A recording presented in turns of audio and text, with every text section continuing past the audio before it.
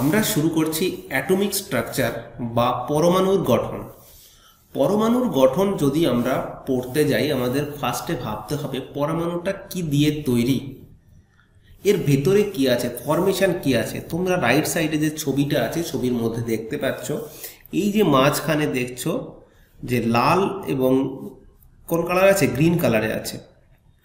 Green কালারে এটা অবস্থান করছে নিউক্লিয়াস এবং খুব ক্ষুদ্র জায়গায়, এবং তার চারপাশ দিয়ে কি ঘুরছে না, ইলেকট্রন ঘুরছে, যার চার্জ হলো নেগেটিভ। আর এর ভেতরে এই যে দেখতে পাচ্ছ, আমি যেখানে কারসার ঘোরাচ্ছি, এই জায়গাটায় আছে হলো নিউক্লিয়াসের মধ্যে প্রোটন প্লাস নিউট্রন।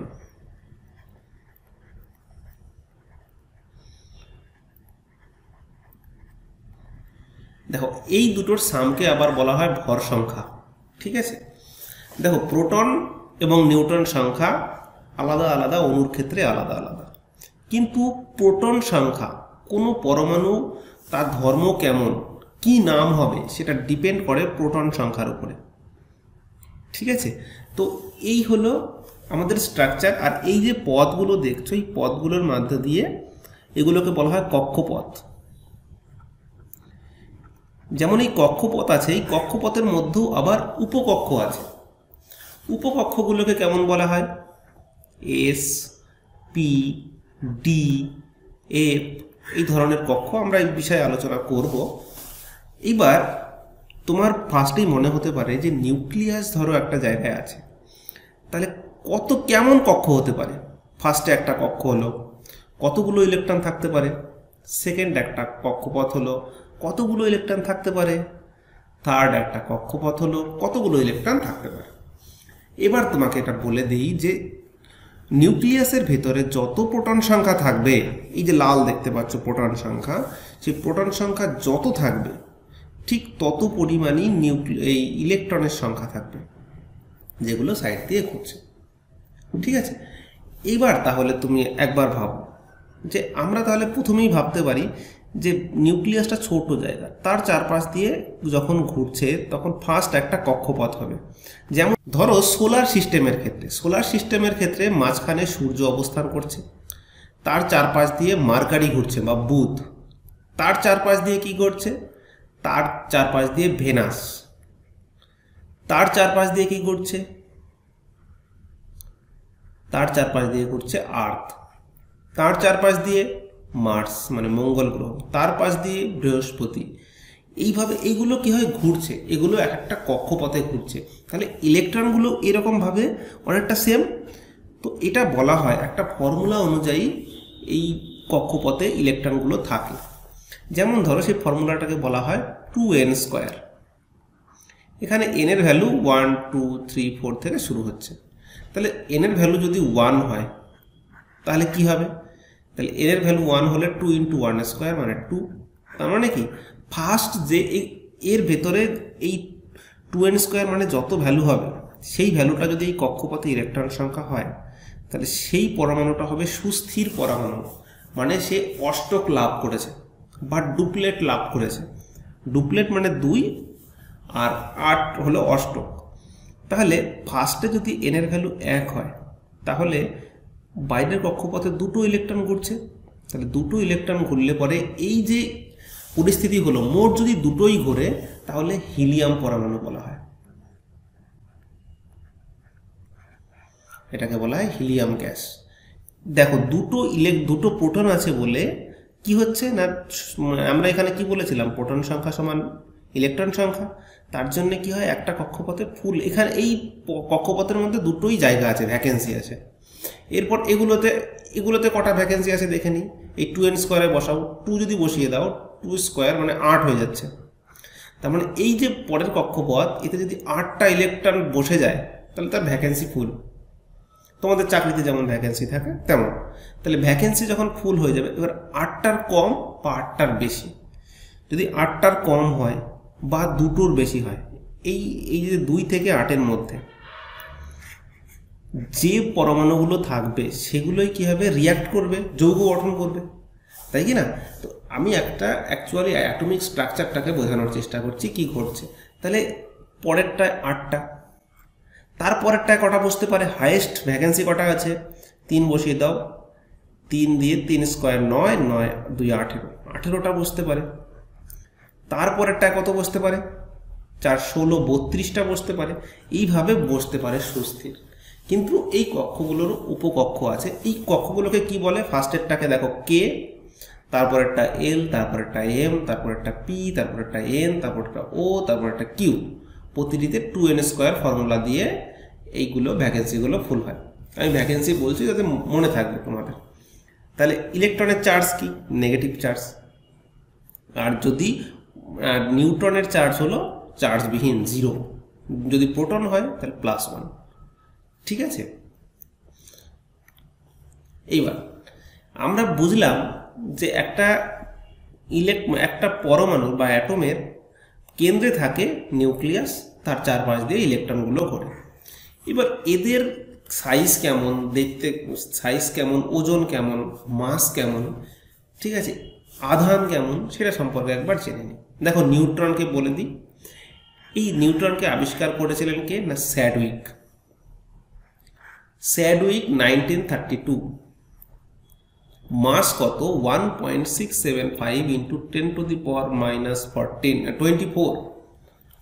ঠিক আছে, 1.675 ইন্টু 10 টু দি পাওয়ার -24। এটা হলো নিস্তরিস। রেডিয়াস দেখে নাও এত। এই রেডিয়াসটা দরকার নেই, মাস একটু মনে রাখার চেষ্টা করবে। এর অবস্থান কোথায় না, নিউক্লিয়াস ভেতরে। কিন্তু নিউটন আবিষ্কার কে করেছে, ভেরি ভেরি ইম্পর্টেন্ট। তারপরে আসছে ইলেকট্রন। ইলেকট্রন কি আবিষ্কার করেছে না, জে থমসন, ইউকের সায়েন্টিস্ট। হ্যাঁ, এ কবে আবিষ্কার করেছে, 1897। তার 4 সাল পর থেকে ফার্স্ট নোবেল পুরস্কার দেওয়া শুরু হয়। ফার্স্ট যখন ফিজিক্সে নোবেল প্রাইজ কে পায়, এটা হলো রন্টজেন, এক্স রে আবিষ্কারের জন্য। তাহলে জে থমসন আবিষ্কার করেছেন ইলেকট্রন। এর মাস কত দেখো, 9.11 ইন্টু 10 টু দি পাওয়ার -28। দেখো এখানে -24 আর এখানে 28, তার মানে প্রচুর হালকা এর থেকে। চার্জ দেখো 1.602 into 10 to the power -19 coulomb. চার্জটাকে মাপা হয় কুলাম এককে, হ্যাঁ, বা 4.8 ইন্টু 10 টু দি পাওয়ার -10 ইএসি। রেডিয়াস দেওয়া আছে 2.8 ইন্টু 10 টু দি পাওয়ার -13, নিউক্লিয়াসের বাইরে অবস্থান করে। আর তারপরে আছে প্রোটন। কে আবিষ্কার করেছেন না, গোল্ডস্টাইন। এর দেখো ভরটা দেখে, মানে ভরটা না, চার্জটা দেখে নাও। এটা ইলেকট্রনের যা চার্জ, এখানেও তাই সেম চার্জ।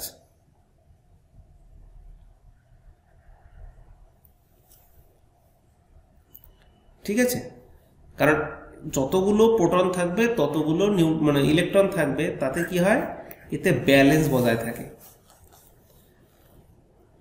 রেডিয়াস দেয়া আছে, অবস্থান পরমাণুর কেন্দ্রে নিউক্লিয়াসে। দেখো ভেতরে নিউট্রন থাকে আর থাকে প্রোটন। এরা কি করে, একে অপরের মধ্যে আটকে কি করে থাকে, এরা এদের মধ্যে নিজেদের মধ্যে চার্জ বিনিময় করে। চার্জ মানে আধান বিনিময় করে। আধান বিনিময় করার ফলে তাদের মধ্যে একটা বল তৈরি হয়, যাকে বলা হয় নিউক্লিয় বল বা নিউক্লিয় ফোর্স। সেই বলটা ওখানে আটকে রেখে দেয়। ঠিক আছে, দেখো পারমাণবিক ভর একক কি বলছে না, পৃথক পৃথক যে পরমাণু অ্যাটমগুলো আছে তার পৃথক পৃথক যে ভর আছে, পারমাণবিক ভর, সেটা ভরের এককের মাধ্যমে প্রকাশ করা হয়। এটাকে মিউ দিয়ে বোঝানো হয়। এবার পরমাণুর মোল, এটা অতটা বিষয় জানার দরকার নেই, যতটা না জানা দরকার অ্যাভোগাড্রো সংখ্যা, পুরো মানটার ভ্যালুটা কত, 6.022 into 10 to the power 23 mole inverse. এই সংখ্যাটাকে ভেরি ভেরি ইম্পর্টেন্ট, মার্কই করে রাখো, বহুবার এক্সামে এসেছে। 6.022 ইন্টু 10 টু দি পাওয়ার 23, এটা একটা সংখ্যা। হ্যাঁ, এতগুলো এই 12 গ্রাম কার্বনের মধ্যে বা 1 গ্রাম মোলের মধ্যে, 1 মোলের মধ্যে এত পরিমাণ অণু থাকে, কত কোটি তার ঠিক নেই। ঠিক আছে, এইবার আছে মৌল। মৌল যখন মৌলগুলো কোথায় থাকে, এগুলোকে এলিমেন্টস বলা হয়। আমরা যে পিরিয়ডিক টেবিল আছে, পিরিয়ডিক টেবিলে যে এলিমেন্টসগুলো আছে সেগুলোকে আমরা মৌল বলি। বলছে এই বিশ্বে উপস্থিত সবকিছুই জৈব অজৈব কয়েকটি মূল পদার্থ দ্বারা গঠিত, যাদেরকে মৌল বলা হয়। জৈব বা অজৈব মূল পদার্থ থাকে এদের মধ্যে। দেখ এরপরে আসছি isotope, isobar, isotone. Very very important হলো আইসোটোপ। আইসোটোপ জানতে গেলে আগে জানতে হবে প্রোটন সংখ্যা। প্রোটন সংখ্যা দেখো লেফট সাইডে নিচে থাকে, আর এইটাকে বলা হয় ভর সংখ্যা। তো এই দুটোর বিয়োগফল মানে 235 মাইনাস 92 এইটা সমান 143, এইটাকে বলা হয় নিউট্রন সংখ্যা। ঠিক আছে, তো বলছে যাদের যেই সব অণুগুলোর বা পরমাণুগুলো এই নিচের যে ভর সংখ্যা, এই প্রোটন সংখ্যা বা পারমাণবিক সংখ্যা সেটা সেম, সেই সব মৌলগুলোকে, মৌলের সেই সব মানে তাদের ধর্ম আলাদা হলেও তাদেরকে বলা হয় একে অপরের আইসোটোপ। যেমন এটা হলো ইউরেনিয়াম। এই ইউরেনিয়াম দিয়েই কিন্তু বম তৈরি করা হয়, অ্যাটম বম তৈরি করা হয়। ঠিক আছে, তারপরে আছে সিএল, এটা হলো ক্লোরিন। এর আছে কি দেখো, এই যে 17টা সেম। তুমি সি এর ক্ষেত্রে ভাবতে পারো C12 আর C14, এতে তো 6 সেম থাকে না, কিন্তু এটা রেডিও অ্যাক্টিভ। এইবার এরপরে আছে হাইড্রোজেনের ক্ষেত্রে খুব ভেরি ভেরি ইম্পর্টেন্ট। দেখো এই নিচে যে অ্যাটমিক নাম্বার বা পারমাণবিক সংখ্যা সেটা সেম।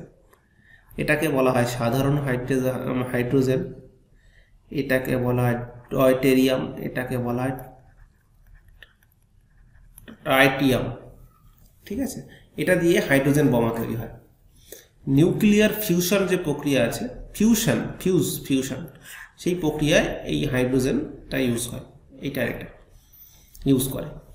আইসোবার কি বলছে, এদের আবার যে ভর সংখ্যা আছে, উপরেরগুলোকে ভর সংখ্যা বলে, মাস নাম্বার। হ্যাঁ, ভর সংখ্যাগুলো সেম, কিন্তু এর নিচেরগুলো আলাদা হলেও হতে পারে, সমস্যা নেই। যদি উপরেরগুলো সেম হয় তাহলে সেগুলোকে বলা হয় একে অপরের আইসোবার। এটা আর্গনের, এটা ক্রিপ্টনের, আর এটা ক্যালসিয়ামের। এটা ক্রিপ্টন বলছে, এটা পটাশিয়ামের। পটাশিয়াম এটা একটা মেটাল কিন্তু। হ্যাঁ, ক্রিপ্টনের কেয়ার হয়। আইসোটোন কি বলছে, আইসোটোনের বলছে যেসব মৌলের পরমাণু, দেখো আমরা প্রোটন সংখ্যা পেয়ে গেলাম, প্রোটন সংখ্যা হলে আইসোটোপ। ভর সংখ্যা যদি পেয়ে যাই তাহলে আইসোবার। যদি ভর সংখ্যার প্রোটন সংখ্যার বিয়োগফল মানে নিউট্রন সংখ্যা যদি সেম হয় তাহলে সেগুলোকে বলবো আমরা আইসোটোন। আইসোটোন কোনগুলো দেখো, যেমন কার্বন পরমাণু, অক্সিজেন, এই দুটোর মধ্যে দেখো, এই দুটোর মধ্যে তাহলে নিউট্রন সংখ্যা কত, 12 - 6, 6টা। এই অক্সিজেনের এটার মধ্যে দেখো 14 - 8, 6টা। তার মানে নিউট্রন সংখ্যা সেম, তার জন্য এরা একে অপরের সাথে কি, এদেরকে বলা হবে আইসোটোন। তারপরে কার্বনের 6 C14, এটা হলো রেডিও অ্যাক্টিভ। আর নাইট্রোজেনের 15 দেখো এদের মধ্যে বিয়োগফল কত, 8, আর এদের মধ্যে বিয়োগফল কত, 8। দেখো এই যে নিউট্রন সংখ্যা মানে 14 - 6, 8, আর 15 - 7, 8। ঠিক আছে, আবার এখানেও দেখো অক্সিজেনের ক্ষেত্রে এটা একটা আইসোটোপ, তাহলে 8, তাহলে এই যে 16 আছে, 16 বিয়োগ করলে কত, 8। দেখো এই তিনটে মিলেই কিন্তু, তিনটেই কিন্তু একে অপরের সাথে আইসোটোন হচ্ছে সম্পর্কযুক্ত, তাই না? তো এইগুলো মাথায় রাখবে যে উপরেরটাকে কি বলে, নিচেরটাকে কি বলে, কিভাবে লিখতে হয় সেটা ভালো করে। এটা জাস্ট কয়েকটা এক্সাম্পল, এছাড়া বহু এক্সাম্পল আছে। এটা হলো পর্যায় সারণী। পর্যায় সারণী এইটাই মানে কেমিস্ট্রিতে এটা সবচেয়ে মোস্ট ইম্পর্ট্যান্ট বিষয়, যে এটা ভালো করে বুঝবে। তোমাদের প্রত্যেকেরই অবশ্যই 9-10-এ তো প্রত্যেকেই তোমরা জানো নিশ্চয়ই যে টিচার যারা ছিল তারা অ্যাডভাইস করেছিল অ্যাটলিস্ট 20 মৌল এলিমেন্টস যেন সারি ধরে মুখস্থ থাকে। যেমন এই যে hydrogen, helium, lithium, beryllium, boron, carbon, nitrogen, oxygen, এখানে আছে ফ্লোরিন, নিয়ন, তারপরে আছে sodium, magnesium, aluminium, silicon, phosphorus, sulphur, CL, chlorine আছে, আর্গন আছে, পটাশিয়াম, ক্যালসিয়াম। আমরা যেমন ক্যালসিয়াম পর্যন্ত সেই সময় 9, 10-এ মুখস্থ করেছিলাম। ঠিক আছে, এইগুলোর মধ্যে তোমাকে এখান থেকে বুঝতে হবে, এই দিকে যদি তুমি তাকাও, এরা যারা আছে এই যে ফার্স্ট দুটো, এরা হলো পজিটিভ মৌল, মানে এরা হলো ধাতু, মেটাল। শুধু হাইড্রোজেনটাকে বাদ দিলে, হাইড্রোজেনটা বাদ দিলে এরা প্রত্যেকেই ধাতু। যেমন লিথিয়াম, লিথিয়াম দিয়ে লিথিয়াম ব্যাটারি, সোডিয়াম, সোডিয়াম লবণ, ম্যাগনেসিয়াম, ম্যাগনেসিয়াম কোথায় থাকে? সবুজ উদ্ভিদের সবুজ অংশে। পটাশিয়াম, ক্যালসিয়াম, ক্যালসিয়াম কিসে থাকে? CaCO3, CaCO3, ক্যালসিয়াম কার্বনেট, চুন। Strontium, barium. ওকে, তো এরপরে এই মাঝখানের মৌলগুলো বাদ দিয়ে তুমি যদি এই লাইন থেকে আবার শুরু করো 13, এই লাইনগুলোতেও আছে ধাতুর সংখ্যা। যেমন এই যে অ্যালুমিনিয়াম, এটা হলো বোরন আছে, গ্যালিয়াম, ঠিক আছে, ইন্ডিয়াম, থ্যালিয়াম। ওকে, এই মৌলগুলো মানে এই মৌলগুলো ইম্পর্টেন্ট, কারণ এই 20টা যে ফার্স্টে আছে সেই 20টাকে ভালো করে মাথায় রাখবে। দেখো ফার্স্ট, তারপরে আসে ল্যান্থানাইটস। ল্যান্থানাইটস কারা? না, ল্যান্থানাইটস হলো এই 57 থেকে 70 পর্যন্ত। ক্লাস 11-এ যদি কেউ পড়ে থাকো সায়েন্স, সেখানে একটা কোশ্চেন আসতো, ল্যান্থানাইট সংকোচন কাকে বলা হয়। তো ল্যান্থানাইট যে মৌলগুলো সেটা 57 থেকে এই 70 পর্যন্ত যেগুলো আছে। তারপরে হলো অ্যাক্টিনাইটস। অ্যাক্টিনাইটস হলো এই যে 89 থেকে একবারে 102 পর্যন্ত, এই জায়গাগুলো দেখবে। তারপরে আছে মানে কোন কোন জায়গাগুলো আমি বলছি, এই যে 17 নম্বর যে গ্রুপ আছে এটাকে বলা হয় হ্যালোজেন মৌল। হ্যালোজেন, এই যে FCl, এদের কি হয় না, একটা করে লাস্টে যদি তুমি একটা করে মানে ইলেকট্রনের ঘাটতি থাকে, যেমন NaCl, এই Cl এর একটা ইলেকট্রনের ঘাটতি ছিল, সোডিয়ামের একটা বেশি ছিল। আমরা করবো এইভাবে দেখে। তো এরা মিলে লবণ জল, আমরা যে খাবার লবণ যে খাই আর কি, খাদ্য লবণ, সেটা NaCl বলা হয়। তাহলে এইটাকে বলা হয় হ্যালোজেন। এই যে আয়োডিন, ঠিক আছে, আর এইটাকে বলা হয় হলো নোবেল গ্যাস বা বিরল গ্যাস। ঠিক আছে, বিরল গ্যাসের সারি। দেখো হিলিয়াম, আমরা যদি আলফা রশ্মি মানে কোথাও থেকে খরিত হয় বা বেরিয়ে আসে, যেমন ভাবে ইউরেনিয়ামের যদি কোনো খনি থাকে সেখান থেকে আলফা রশ্মি বেরোতে থাকে, তো আলফা রশ্মির সাথে বাইরে থেকে দুটো ইলেকট্রন নিয়ে, আলফা রশ্মি কেমন দেখতে হয়? আলফা এরকম দেখতে হয়, 2, 4, কিন্তু এটা 2+, মানে ইলেকট্রন নেই এর মধ্যে। ঠিক আছে, এরা কি করে, বাইরে থেকে দুটো ইলেকট্রন নিয়ে পুরো একবারে হিলিয়াম হয়ে যায়। তার জন্য কি হয়, ইউরেনিয়ামের খড়িতে হিলিয়াম গ্যাস দেখতে পাওয়া যায়। তারপরে আবার কি, হিলিয়াম, নিয়ন, আর্গন, ক্রিপ্টন, জেনন, রেডন। এই যে রেডন আছে, এই রেডনটা ভেরি ভেরি ইম্পর্ট্যান্ট। কোশ্চেন আসে যে পর্যায় সারণীতে কোন Nobel gas radio active gas, সেটা হলো রেডন গ্যাস। ঠিক আছে, খুব ভালোভাবে মনে রাখবে। দেখো এইখানে আরেকটা আছে, দেখো AU হলো গোল্ড, আর Ag47 সেটা হলো সিলভার। ক্যাডমিয়াম আমরা রড হিসাবে ব্যবহার করি নিউক্লিয়ার পাওয়ার প্ল্যান্টে, তাই না? ফিশন প্রক্রিয়ায় যখন ইলেকট্রিসিটি তৈরি হয় তখন নিউট্রনগুলোকে শোষণ করার জন্য আমরা ক্যাডমিয়াম ধাতুর রড ব্যবহার করি। তারপরে দেখো ঠিক 79-এর পরেই 80-তে আছে মার্কারি, পারদ। তার জন্যই এত ভারী। আর এই গোল্ড হলো, এখান থেকে একটা কোশ্চেন আসে, এই গোল্ড হলো এমন একটা মেটাল যেটা কিনা সবচেয়ে বেশি ম্যালিয়েবল, নমনীয়। তোমার মনে হতে পারে বিশাল শক্ত, কিন্তু একে তুমি খুব পাতলা করেও কোনো অর্নামেন্ট বানাতে পারো, যেটা অন্য কোনো মেটালের ক্ষেত্রে হয় না। অত পাতলা করতে গেলে ভেঙে যাবে, তার জন্য খুব সুন্দর সুন্দর ডিজাইন করা যায়। ঠিক আছে, কোশ্চেন আসে এই। আর এখানে আছে সিলভার। সিলভার কিন্তু সবচেয়ে বেশি তড়িৎ পরিবহন করতে পারে। আমরা এরপরে সিরিয়াল ওয়াইজ করব, কিন্তু এই পর্যায় সারণীতে যে এলিমেন্টগুলো আছে সেইগুলো সম্পর্কে আমরা একটু ভালো করে পড়ে নিচ্ছি, যেগুলো খুব পরীক্ষায় আসে। যেমন এটা হলো ফেরাস, লোহা। হিমোগ্লোবিন লোহা দিয়েই গঠিত। তারপরে আছে নিকেল আর কোবাল্ট। এই কোবাল্ট 60 CO, এটা কিন্তু ক্যান্সার চিকিৎসায় ইউজ করা হয়, রেডিও অ্যাক্টিভ আইসোটোপ। এই নিকেল যখন লোহায় জং লেগে যায়, লোহার জং লাগাটাকে কাটানোর জন্য নিকেলের যে ওপর দিয়ে লেপন করা হয়, ঠিক আছে, ওর ফলে জংটা কম লাগে, মরিচা পড়ে না। এরপরে আছে দেখো জিঙ্ক আর কপার। এজির পরেই ইলেকট্রিসিটি মানে তড়িৎ পরিবহনের সবচেয়ে বেশি পারে কে? কপার। ওকে, দেখো তারপরে এখানে আসলো সিলিকন,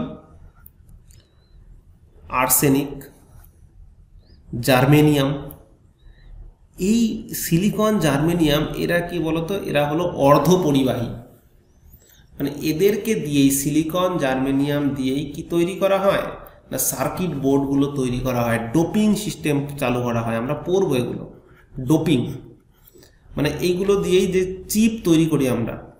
দেখা গেল ডাইমেনসিটি 9000, যেগুলো ডাইমেনসিটি 1200,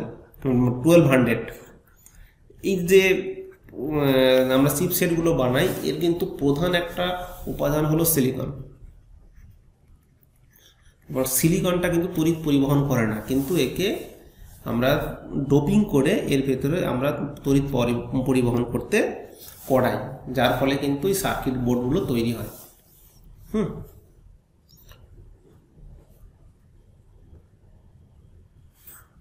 চলো আমরা নেক্সট পড়ি। দেখো এরপরে আসছে, ধরো আমি তোমাকে বললাম নিকেল, এটা 28 নম্বরে আছে, আমরা দেখে নিই। দেখো নিকেল 28 নম্বরে আছে, এখান থেকেই নিচ্ছি। নিকেল 28 নম্বরে আছে, সিএল আছে ধরো 17 নম্বরে, আর বেরিয়াম আছে ধরো 56 নম্বরে। এবার এগুলো হলো যতগুলো নম্বরে আছে, ঠিক বাইরের কক্ষে অতগুলো ইলেকট্রন আছে হিসাব মতো, তাই না? ওই সংখ্যাগুলোকে এটাই বলছে। এগুলোকে অ্যাকচুয়ালি প্রোটন সংখ্যা দিয়ে নামকরণ হয়েছে। তাহলে আমি কি বলেছিলাম, যত প্রোটন সংখ্যা তত ইলেকট্রন সংখ্যা। তাহলে প্রোটন সংখ্যা যা হবে, এবার এর ইলেকট্রন বিন্যাস কি হবে।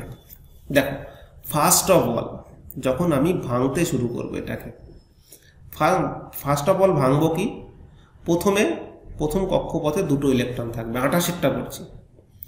তারপরেরটায় 8টা ইলেকট্রন থাকবে। তারপরেরটায় কটা থাকে, 2n স্কোয়ারে যদি হয়, যদি 3 থাকে তাহলে 18 হয়ে যায়, তাই না? তাহলে এটা 18 হয়ে যাবে। দেখো নিকেলের হয়ে যাচ্ছে, নিকেলের বিন্যাস KLm, এইভাবে তার ইলেকট্রন বিন্যাস। কিন্তু এছাড়াও তো এটার ক্ষেত্রে আমি তোমাকে দেখাচ্ছি, আমি SPD এই বন্ধনটা আমি তোমাকে দেখাবো যে Cl হলো 17, তাহলে 17-এর ফার্স্ট কক্ষপথে কটা থাকবে, কেতে 2টো, তারপরেরটায় 8টা, হয়ে গেল 10টা, পরেরটায় M এ কটা থাকবে, 7টা।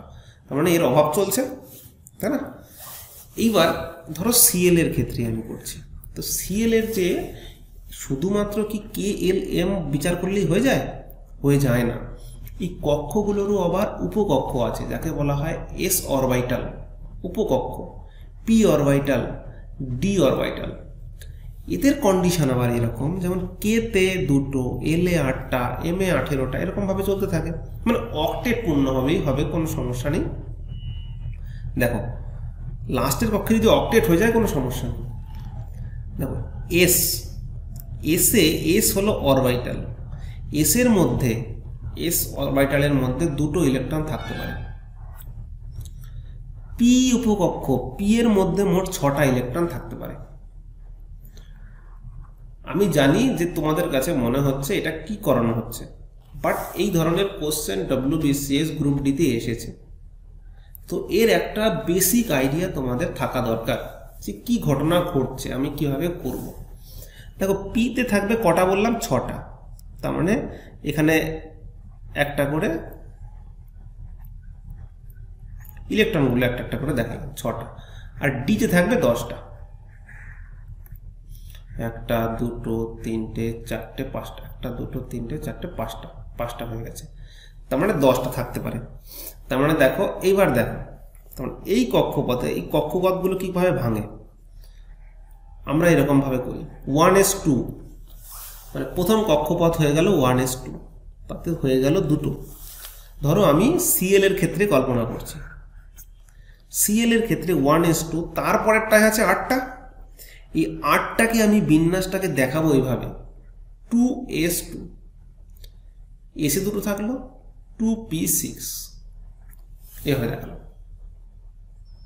ওকে, এরপরে দেখো তারপরেরটা আরো 7টা বাকি আছে এখনো, তাহলে তারপরেরটা কি চলে যাবে 3, আবার s2, আবার 3p, কটা বাকি থাকলো দেখো 6 আর 2 8, 8 আর 2 10, 7টা এখানে হয়ে গেল, 12টা হয়ে গেছে, 5টা বাকি আছে। আর তার মানে দেখো পিতে আর একটা ইলেকট্রন যদি কোনো মতে দিয়ে দেওয়া যায়, তাহলে পরে কি হবে, এর অক্টেট পূর্ণ হয়ে যাবে না লাস্টে গিয়ে। তো এর ইলেকট্রন বিন্যাস হলো এইভাবে হয় অ্যাকচুয়ালি। ধরো আমি সিমিলারলি, আমি তোমার কোশ্চেন হতে পারে যে আমি 1s 2s 2s 2p এটা কেন লিখছি। দেখো আমি এই প্রথম কে কক্ষকে এসেই ভেঙে দিচ্ছি, মিলে যাচ্ছে। এই এল এ 8টাকে পূরণ করার জন্য sp মেলাচ্ছি, তারপরেরটায় কি মেলাচ্ছি sp। যদি আরও বেশি থাকতো আমি ডি করতাম, আমাকে 8টা বা 18টা পূর্ণ হলেই হলো, কোনো সমস্যা নেই, অক্টেট রুলস বলা হয়। ধরো সাপোজ ধরো নিকেল করব, নিকেলের ক্ষেত্রে দেখাচ্ছি, ধরো নিকেলের হলো 28টা, এমে 18টা আছে, কিন্তু আমরা অ্যাকচুয়ালি কি করি লাস্টে 8টা করে থাকে যাতে সুস্থ থাকে বেশি, 18টা থাকে না অ্যাকচুয়ালি, রুলস তো আছে কিন্তু থাকে না। তাহলে 28টা কেমন আছে, প্রথমে থাকবে 1s2, তারপরে 2s2 2p6, তারপরে 3s2 3p6, তারপরে দেখো কটা হলো 6 আর 2 8, 6 আর 2 8, 8 8 16, 16 আর 2 18, বাকি থাকলো 10টা। তাহলে এখানে 3d10 থাকবে না, 3d মানে ডিতে যে 10 আছে না, 10টা খুব একটা ডিটা খুব একটা সুস্থির নয়, এটা অটোমেটিক ভেঙে যায়, তার জন্য আমরা ভেঙেই দেখাবো। এই ডিটা খুব একটা নর্মাল থাকে না বলেই, তার জন্যই আমাদের দরকার ওটা। এর জন্য কি করছে, আমি এখান থেকে 4s শিফট হয়ে যাচ্ছি, 4s2, দেখো 6 আর 2 8 হয়ে গেল, 8 16, 16 আর 2 18, 18 আর 2 20, তাহলে 4p, আবার এটা হয়ে গেল 6, তাহলে হয়ে গেল 26, তাহলে 4d-তে কটা থাকবে, দুটো। মানে দুটোকে যদি তুমি দেখো, এই নিকেল তুমি সবচেয়ে বড় কথা এই লাস্টের কক্ষপথে যেটা আছে, যদি 8টা নিত তাহলে তো হয়েই যেত, 8টা যদি নিত তাহলে 8টা যদি নিতে পারতো তাহলে নেগেটিভ হতো, কিন্তু 8টা নেওয়ার থেকে কিন্তু দুটো ছাড়াটা সহজ কাজ না, ছাড়া তো অনেক সহজ কাজ। তাই এই 4d এর যে দুটো ইলেকট্রন আছে, সেই ইলেকট্রন দুটোকে ছেড়ে দেয়, ছেড়ে দিলে হয়ে যায় নিকেল 2+, এর জন্য এটা হয়ে যায় মেটালস পজিটিভ, বুঝলে? তো এইভাবে বিন্যাসগুলো হয়ে থাকে। এটা ইনডেপথ ক্লাস 11-এর ক্লাস, মানে সায়েন্সের ক্লাস 11-এর বেশ ডিপলি আছে। তো এইটা একবার তোমরা মাথায় নিয়ে রাখো, ঠিক আছে? দেখো আধুনিক যে পর্যায় সারণী, সেটা কে তৈরি করেছে না, মোজলে দ্বারা। নামটা মনে রাখবে, মোজলে। পারমাণবিক ব্যাসার্ধ কাকে বলে? পারমাণবিক ব্যাসার্ধ এক মানে দুবার পড়ে তুমি জেনে রাখবে যে পারমাণবিক ব্যাসার্ধ বলছে মৌলের যে পরমাণু, পরপর দুটো পরমাণুর নিউক্লিয়াসের মধ্যে যে দূরত্ব, সেই দূরত্বটাকেই বলা হয় পারমাণবিক ব্যাসার্ধ। দেখো এখানে একটা আছে, এখানে একটা আছে, এদের মাঝেকার যে দূরত্ব এরকমভাবে ঘুরছে, এটাও ঘুরছে, এরকম ঘুরছে, ঠিক আছে, কিন্তু এদের দুজনের মধ্যে ডিস্টেন্সটাকে বোঝানো হচ্ছে, ঠিক আছে।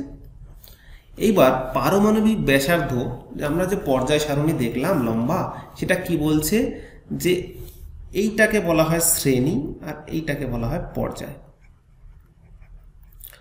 মানে হরাইজন্টাল গেলে পর্যায় আর নিচের দিকে গেলে শ্রেণী, মানে কলাম বলতে পারো তুমি। তাহলে পর্যায় সারণীতে যে কোনো পর্যায়ে বাম থেকে ডান দিকে গেলে, বাম থেকে ডান দিকে গেলে পারমাণবিক ব্যাসার্ধ ক্রমশ হ্রাস পেতে থাকে এবং পারমাণবিক ভর বৃদ্ধি পায়। যদি গ্রুপের নিচের দিকে যত যাওয়া যায় পারমাণবিক ব্যাসার্ধ তত বৃদ্ধি পেতে থাকে, তাই না? মানে গ্রুপ যে আছে, গ্রুপে যদি আমি নিচের দিকে যেতে থাকি তাহলে পারমাণবিক ব্যাসার্ধ বাড়তে থাকবে। যে অ্যাটমিক নাম্বার যে আছে না, অ্যাটমিক নাম্বার বাড়তে থাকবে মানে কি অ্যাটমের সাইজ বাড়তে থাকবে, ছড়াতে থাকবে বেশি, তার ফলে ডিস্টেন্স বাড়তে থাকবে, ঠিক আছে। এরপরে হলো ইলেকট্রন আসক্তি আর তড়িৎ ঋণাত্মকতা, এটাকে বলা হয় ইলেকট্রন অ্যাফিনিটি। আর ঋণাত্মকতা মানে হলো নেগেটিভিটি। দেখো দুটো সামান্য ডিফারেন্ট থিং, এখান থেকে একটা কোশ্চেন আসে বলেই আমাকে এই জিনিসটা করতে হচ্ছে, ঠিক আছে। তো এবার এটার ক্ষেত্রে এক্সাম্পল মনে রাখবে সিএল। আমি বলছি কি বলছে, গ্যাসীয় অবস্থায় যখন এরা অ্যানায়ন আর ক্যাটায়ন হয়ে যাবে, অ্যানায়ন তৈরি হয়ে যাবে, তখন এরা অন্য একটা ইলেকট্রনকে নেওয়ার যে একটা আসক্তি, টান যাকে বলে বাংলায় বলে, সেই টানের যে পরিমাপ, সেই পরিমাণটাকে বলা হয় ইলেকট্রন আসক্তি বা ইলেকট্রন অ্যাফিনিটি। এটা সবচেয়ে বেশি কি আছে না সিএল এর। এটাকে কি বলা হয়, ক্লোরিন, যেটা ব্লিচিং পাউডারের গন্ধটা পাও তার মধ্যে থাকে কি এই ক্লোরিন গ্যাস, ঠিক আছে। কি বলছে আমি লিখে দিয়েছি, দেখো যখন একটি পরমাণু গ্যাসীয় অবস্থায় কোনো অ্যানায়ন থেকে একটি ইলেকট্রন গ্রহণ করে এবং তার ফলে যে শক্তি নির্গত হয় তাকে ইলেকট্রন আসক্তি বলে। পর্যায় বরাবর বাম দিক থেকে ডান দিকে গেলে ইলেকট্রন আসক্তি বাড়ে, মানে পর্যায় বরাবর মানে এই দিক থেকে, এই দিকের যে মেটালগুলো, মানে পর্যায় সারণীতে এই দিকে হাইড্রোজেন আছে, লিথিয়াম আছে, বেরিলিয়াম আছে, বোরন আছে, আর এই দিকে কি আছে, এফ আছে, সিএল আছে, তাই না। এই দিকে যত যাওয়া যাবে তত কি ধাতব পরিমাণটা কমতে থাকবে। ধাতব পরিমাণটা কমতে থাকা মানে কি তাদের মধ্যে নেগেটিভিটিটা কমতে থাকবে, মানে নেগেটিভিটিটা বাড়তে থাকবে। এই হাইড্রোজেন, লিথিয়াম এরা কি করে না, প্রোটন মানে নাম্বার অনুযায়ী তাদের কি হয়, ইলেকট্রন সংখ্যা বেশি থাকে অক্টেটের থেকে, তারা হাত ঝেড়ে নিজেরা অক্টেট পূর্ণ করে। তার জন্য এরা ইলেকট্রনগুলোকে দিয়ে দেয় এই পাশের যারা আছে পর্যায় সারণীতে। আমি যাদের বলছি দেখো পর্যায় সারণীতে দেখে নিই আরেকবার। এই পর্যায় সারণীতে এই পাশের যে মেটালগুলো রয়েছে, হাইড্রোজেন বাদে সবই মেটাল, এদের কি হয় না ইলেকট্রন সংখ্যা সেটা বেশি থাকে অক্টেট। যেমন লিথিয়ামের, যদি লিথিয়ামের 3টে আছে, 3টেকে কী হবে ভাঙতে পারি 1s2, তারপরটা কী হবে 2s1। তো এই 1 যে ইলেকট্রন, এখানে যদি 2p6 থাকতো তবে কি একটা পরিস্থিতি থাকতো, তাই না, বা এখানে 2 হয়ে যেত তখনও একটা ব্যাপার দেখা যেত, কিন্তু এখানে নেই বলেই একটা ইলেকট্রনটাকে দিয়ে দেয়, যে নেবে ভাই নেই, নিয়ে আমাকে পাতলা কর। তো নিয়ে কি করবে, এরা দেয়ার লোক আর এরা নেয়ার লোক, তাহলে এদের ইলেকট্রন নেগেটিভিটিটা বাড়তে থাকবে, ইলেকট্রন যে মানে তড়িৎ আসক্তি সেটাতে বাড়তে থাকবে। এটা কি হয়, এই পর্যায় বরাবর মানে পর্যায় সারণীর পর্যায় বরাবর এই দিকে যত যেতে থাকবে তত ইলেকট্রন আসক্তিটা বাড়তে থাকে, ঠিক আছে। এরপরে আসছে ইলেকট্রন নেগেটিভিটি বা তড়িৎ ঋণাত্মকতা। বলছে দেখো বন্ধন কত প্রকার হয়, এক হয় তড়িৎযোজী বন্ধন আর এক হয় সমযোজী বন্ধন, তাই না। তাহলে এই সমযোজী বন্ধনের সময় মানে কোনো মৌলের পরমাণু যদি সঙ্গে যদি সমযোজী বন্ধন দ্বারা আবদ্ধ হয়, তাহলে বন্ধন সৃষ্টিকারী যে ইলেকট্রন, সেই ইলেকট্রনগুলোকে যে নিজের দিকে টানার যে ক্ষমতা, ধরো NH3 মানে এটা ধরো নাইট্রোজেনের দুটো কি হয়, দুটো ইলেকট্রন এক্সট্রা থাকে, ঠিক আছে, এগুলো যোজ্যতা ইলেকট্রন। তো এই নাইট্রোজেন কি করে, নাইট্রোজেন অন্য ইলেকট্রনের অন্য হাইড্রোজেনের সাথে তিনটে হাইড্রোজেনের সাথে যুক্ত হয়ে কি করে, অ্যামোনিয়া গ্যাস তৈরি করে। তো এই যে ইলেকট্রনগুলোর সাথে যে টান মানে নেয়ার যে ক্ষমতা, সেই জিনিসটা আকর্ষণ করার ক্ষমতা, সেই আকর্ষণ করার ক্ষমতাকেই বলছি আমরা তড়িৎ ঋণাত্মকতা বা ইলেকট্রিক নেগেটিভিটি। ঠিক আছে, এই তড়িৎ ঋণাত্মকতা সবচেয়ে বেশি কার আছে না, ফ্লোরিন। ঠিক আছে, আর ইলেকট্রন আসক্তি সবচেয়ে বেশি কার আছে, Cl এর, ক্লোরিন। ওকে,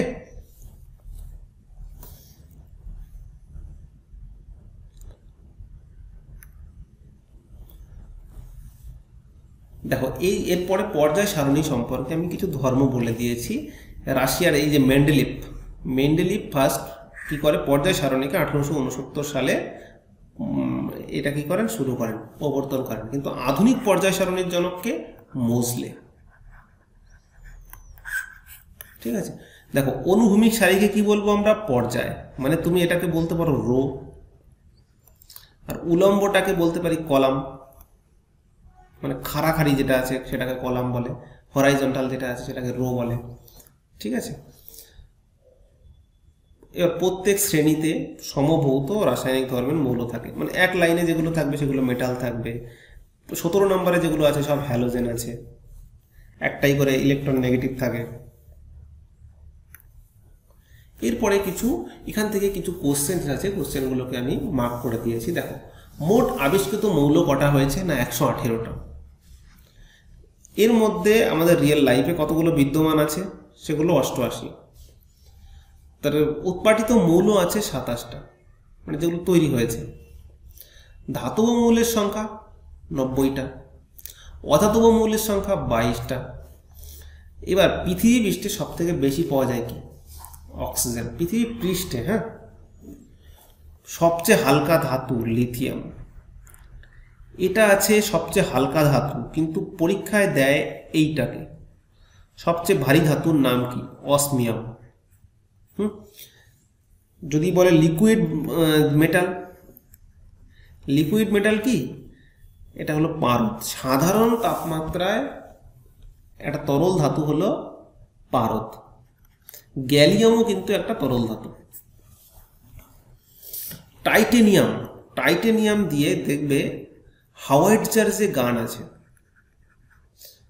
হাওয়াইটজার মানে এটাকে ক্যানন বলে, এটা তোপ, কামান।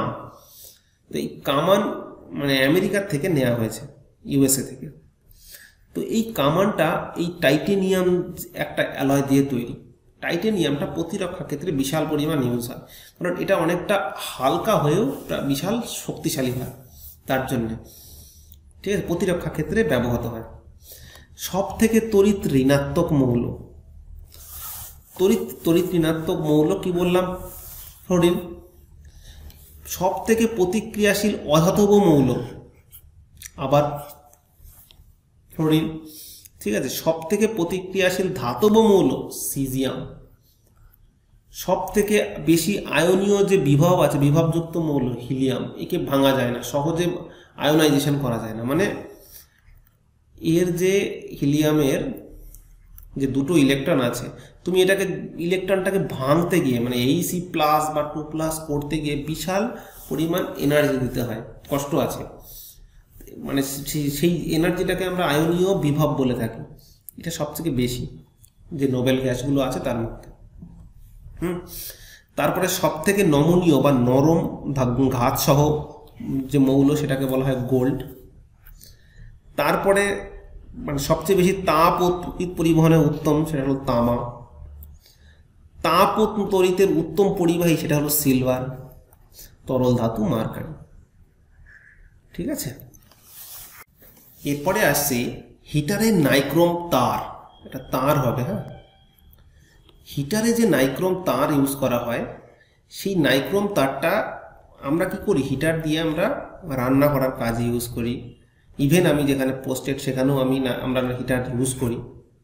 কারণ হিটারের কাজটা কি হয় তাহলে দেখো, হিটারে একটা জিনিস যে যখন তড়িৎ পরিবহন হয়, দেখো যে কোনো কিছুর ক্ষেত্রে তুমি যদি লেখাপড়া করতে যাও, তোমাকে পেছনতে মানে তুমি যদি উন্নত করতে চাও, কিছু লোক তোমার থাকবেই যারা তোমাকে উন্নতি করতে দেবে না, উল্টো দিক থেকে ঠেলবে। যদি তুমি রাস্তায় চলতে যাও তাহলে উল্টো দিকে একটা জিনিস টেনে ধরে, যার জন্য আমাকে ফোর্স লাগাতে হয়, সেটাকে বলা হয় ফ্রিকশন।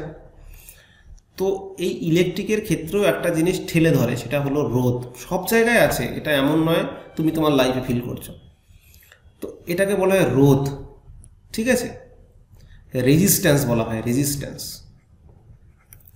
তো এই রেজিস্ট্যান্স যদি বেশি হয় তাহলে ইলেকট্রিকটা যেতে গিয়ে এই যদি প্রচুর পরিমাণ বাধা পেয়ে যায়, তাহলে কি হয়, এর ভেতরেই ইলেকট্রিকটা আস্তে আস্তে গরম হতে থাকে, তারটা গরম হতে থাকে, সেই যেটা থাকে আর কি হিটারের মধ্যে।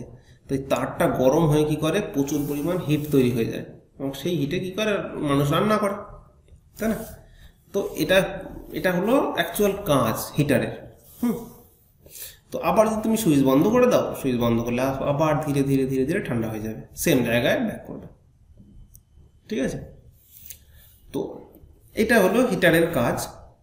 তো জলের চেয়ে হালকা ধাতুর নাম কি, সোডিয়াম। সাধারণ উষ্ণতায় যে তরল অধাতু, সেটা হলো ব্রোমিন।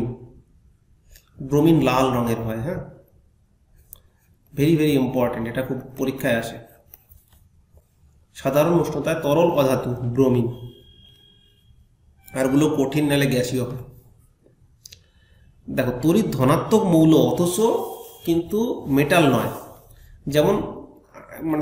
যেমন তড়িৎ ধনাত্মক মৌল কি, হাইড্রোজেন। হাইড্রোজেন এই পাশেই ফার্স্টে ছিল, লিথিয়ামের ওপরেই ছিল হাইড্রোজেন, আমরা পর্যায় সারণীতে দেখলাম, তাই না। তার মানে কি, যে এরপরে আছে হাইড্রোজেন, তারপরে হলো গ্রাফাইট। গ্রাফাইট হলো কার্বনের একটা অ্যালোট্রপ। অ্যালোট্রপ মানে হলো বহুরূপ। কিন্তু এই যে গ্রাফাইট আছে, গ্রাফাইটের সরু সূক্ষ্ম কণাগুলো একে অপরের সাথে লেগে থাকার জন্য এদের তড়িৎ পরিবহন হয়ে যায়, পিচ্ছিল হয়ে যায় অণুগুলোর জন্য।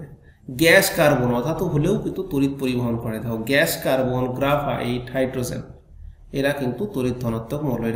এই পয়েন্টগুলো যেগুলো বলছি সেগুলো থেকে কোশ্চেন আসে প্রচুর পরিমাণ। এবার মৌলকে প্রধানত দুটো ভাগে ভাগ করা যায়, মৌল, ধাতু, অধাতু। যেমন সোনা, সীসা, পারদ, লিথিয়াম, বেরিলিয়াম, ঠিক আছে, এইগুলো অ্যালুমিনিয়াম, কপার, নিকেল। আবার অধাতু কোনগুলো, মানে ফ্লোরিন, ব্রোমিন, কার্বন, ঠিক আছে, এরা কি অধাতু। আর ধাতু গল্প কি, ধাতু গল্প জিনিসটা হলো, যেমন ধাতু কি করে, যে কিছু কিছু মৌল আছে যাদের ধাতু আর অধাতুর ধর্ম দুটোই মেশানো আছে, এদেরকে ধাতু গল্প বলা হয়। ভেরি ভেরি ইম্পর্টেন্ট, এটা হলো অ্যান্টিমনি, নামটা মনে রাখতে হবে, অ্যান্টিমনি। অ্যান্টিমনিকে ধাতু গল্প বলা হয়।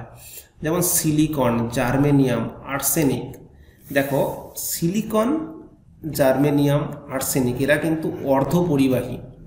এদেরকে দিয়েই কিন্তু আমরা সার্কিট তৈরি করি, চিপ তৈরি করি, এদের সাথে কিছু অশুদ্ধি মিশিয়ে। মোট কতগুলো মৌল আছে, 6টা মৌল আছে ধাতু কল্পের মধ্যে, যার মধ্যে ধাতু অধাতু দুটোই আছে। আদর্শ গ্যাস সমূহ আছে কিছু, যারা চার্লস আর বয়েলের সূত্র মেনে চলে তাদেরকে আদর্শ গ্যাস বলা হয়, ঠিক আছে। এই গ্যাসগুলোর মধ্যে কি গ্যাস আছে, helium gas, neon gas, argon gas, krypton gas, xenon gas, radon gas. Radon কি, তেজস্ক্রিয় একমাত্র নোবেল গ্যাস। যেগুলো নোবেল গ্যাস বা বিরল গ্যাস, তারা কিন্তু প্রত্যেকেই আদর্শ গ্যাস। এগুলো বাতাসে উপস্থিত থাকে, হিলিয়াম থাকে না, মানে যাও পরিমাণ পাওয়া যায়, যেগুলো ইউরেনিয়ামের মানে রেডিও অ্যাক্টিভের যে খনিগুলো আছে না, সেই মাইন্স, সেখানে পাওয়া যায় হিলিয়াম গ্যাস। হিলিয়াম খুব হালকা। সন্ধিগত মৌল, সন্ধিগত মৌল কি বলছে, 3 থেকে 12 পর্যন্ত মৌলগুলোকে সন্ধিগত মৌল বলা হয়। এর আবার আমি ল্যান্থানাইট দেখিয়েছিলাম, ল্যান্থানাইট কি ছিল, 57 থেকে 70 ছিল, তারপরে 102 পর্যন্ত ছিল অ্যাক্টিনাইটস। ল্যান্থানাইটস কি বলছে দেখো, 57 থেকে 58, 14টা মৌলকে দেখানো হয়েছিল ল্যান্থানাইটস মৌল।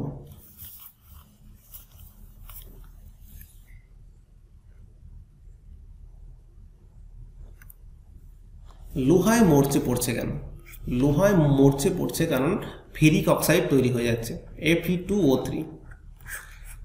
লোহার সাথে বাইরের যে জলের যে অক্সিজেন আছে, সেই অক্সিজেন বিক্রিয়া করে যাচ্ছে, বায়ুমণ্ডলের অক্সিজেন, সেই অক্সিজেন বিক্রিয়া করে এই ফেরিক অক্সাইড তৈরি করছে, তার ফলে লোহায় মরচে পড়ে যাচ্ছে। ঠিক আছে, এবার এই লোহায় মরচে যাতে না পড়ে তার উপরে একটা লেপন দেওয়া হয়, সেই লেপন দেওয়ার প্রসেসটাকে বলা হয় গ্যালভানাইজেশন। পুরো এই জিনিসটার পড়ার মানে হলো এটা তোমাকে পড়তে হবে। কিসের প্রলেপ দেওয়া হয়, জিঙ্কের প্রলেপ দেওয়া হয় বেশিরভাগ ক্ষেত্রে। যেমন দেখো এখন নিকেলের প্রলেপও দেওয়া হচ্ছে। যেমন দেখবে যে জানালাগুলোতে যদি হয়, মানে তুমি যদি তোমার বাড়ির জানালা লাগাও, সে একটা লোহার যে শিকগুলো আছে সেগুলো পাওয়া যায়, রড। আর একটা হলো নিকেল পাতি যাকে বলা হয়, সেগুলোও পাওয়া যায়। নিকেলটা কি হয়, জংটা কম লাগে, মরচেটা কম পড়ে। তো এই প্রসেসটাকে বলা হয় গ্যালভানাইজেশন। ওকে, দেখো নিকেল বা ক্রোমিয়াম দিয়েও তড়িৎ লেপন করা যায়।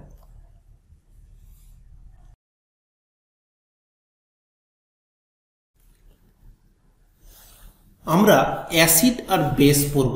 অ্যাসিড বা ক্ষার, অম্ল বা ক্ষার, এর বাংলা অর্থ দেখো। আমরা ছোটবেলায় আমরা বেসিক অ্যাসিড আর বেসের সংজ্ঞা হিসেবে কি পড়তাম, যে যৌগের জলীয় দ্রবণ আয়নিত হয়ে H+ আয়ন দেয় তাকে অ্যাসিড বলে। যে যৌগের জলীয় দ্রবণ অ্যাসিড বা অম্ল বলে। যে যৌগের জলীয় দ্রবণ আয়নিত হয়ে OH আয়ন দেয় তাকে ক্ষার বলে। আমরা এটা বেসিক পড়তাম, কিন্তু এটা নয়, মানে এটাই যে কারেক্ট এটা নয়।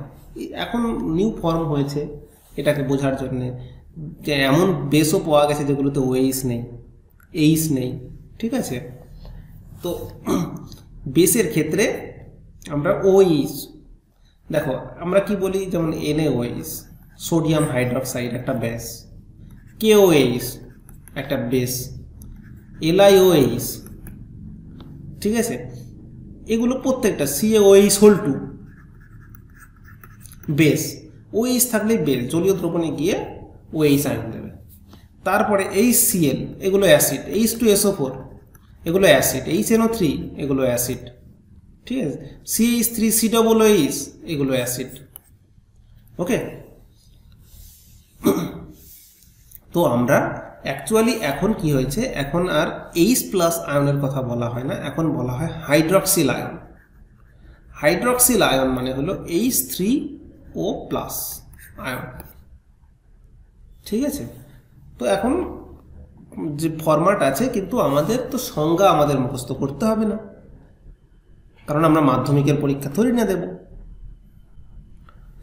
এবার অ্যাসিড আর ক্ষার যদি বিক্রিয়া করে তাহলে কি হবে, এটা মাথায় রাখতে হবে যে অ্যাসিড ক্ষার যখনই বিক্রিয়া করবে, তারা কি করবে, বিক্রিয়া কমপ্লিট করে তারা একটা নতুন যৌগ তৈরি করবে, সেটাকে বলা হয় লবণ। লবণ এবং জল। যেমন আমরা তোমাকে একটা কমন যদি বলি যে HCl একটা অ্যাসিড, তার সাথে আমি সোডিয়াম হাইড্রক্সাইড বিক্রিয়া করালাম, এখানে H কি করবে, এই OH এর সাথে বিক্রিয়া করবে Cl N এর সাথে, তাহলে NaCl হয়ে যাবে, মানে এটাকে লবণ বলে, খাবার লবণ, প্লাস H2O। দেখো এখানে একটা H ছিল, এখানে OH, তাহলে দুখানা H আর O, তাহলে এটা জল হয়ে গেল। তার মানে অ্যাসিড ক্ষার বিক্রিয়া করলে কি করে, লবণ জল তৈরি করে। এটা মাথায় রাখতে হবে। দেখো এখানে একটা এক্সাম্পল দিয়ে দিয়েছি, magnesium sulphate plus sodium hydroxide এটার সাথে বিক্রিয়া করেছে, বিক্রিয়া করে কি হয়েছে, sodium sulphate and magnesium hydroxide. আমরা এই বিক্রিয়াগুলো দেখছি।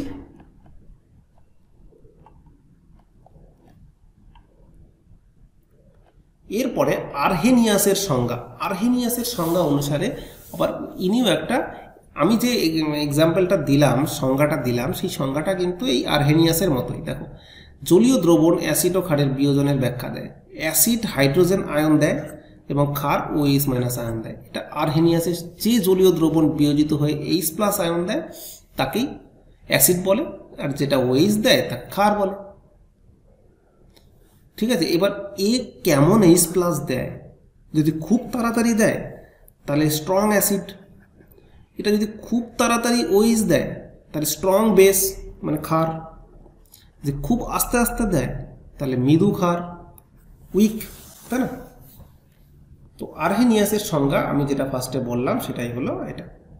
এবার কিছু গুরুত্বপূর্ণ অ্যাসিড, অ্যাসিডের মধ্যে যেমন হাইড্রো আয়োডিক অ্যাসিড, HI, এটা কি কেন্দ্রীয় স্নায়ুতন্ত্রের শক্তিশালী উদ্দীপক হিসাবে ব্যবহৃত হয়।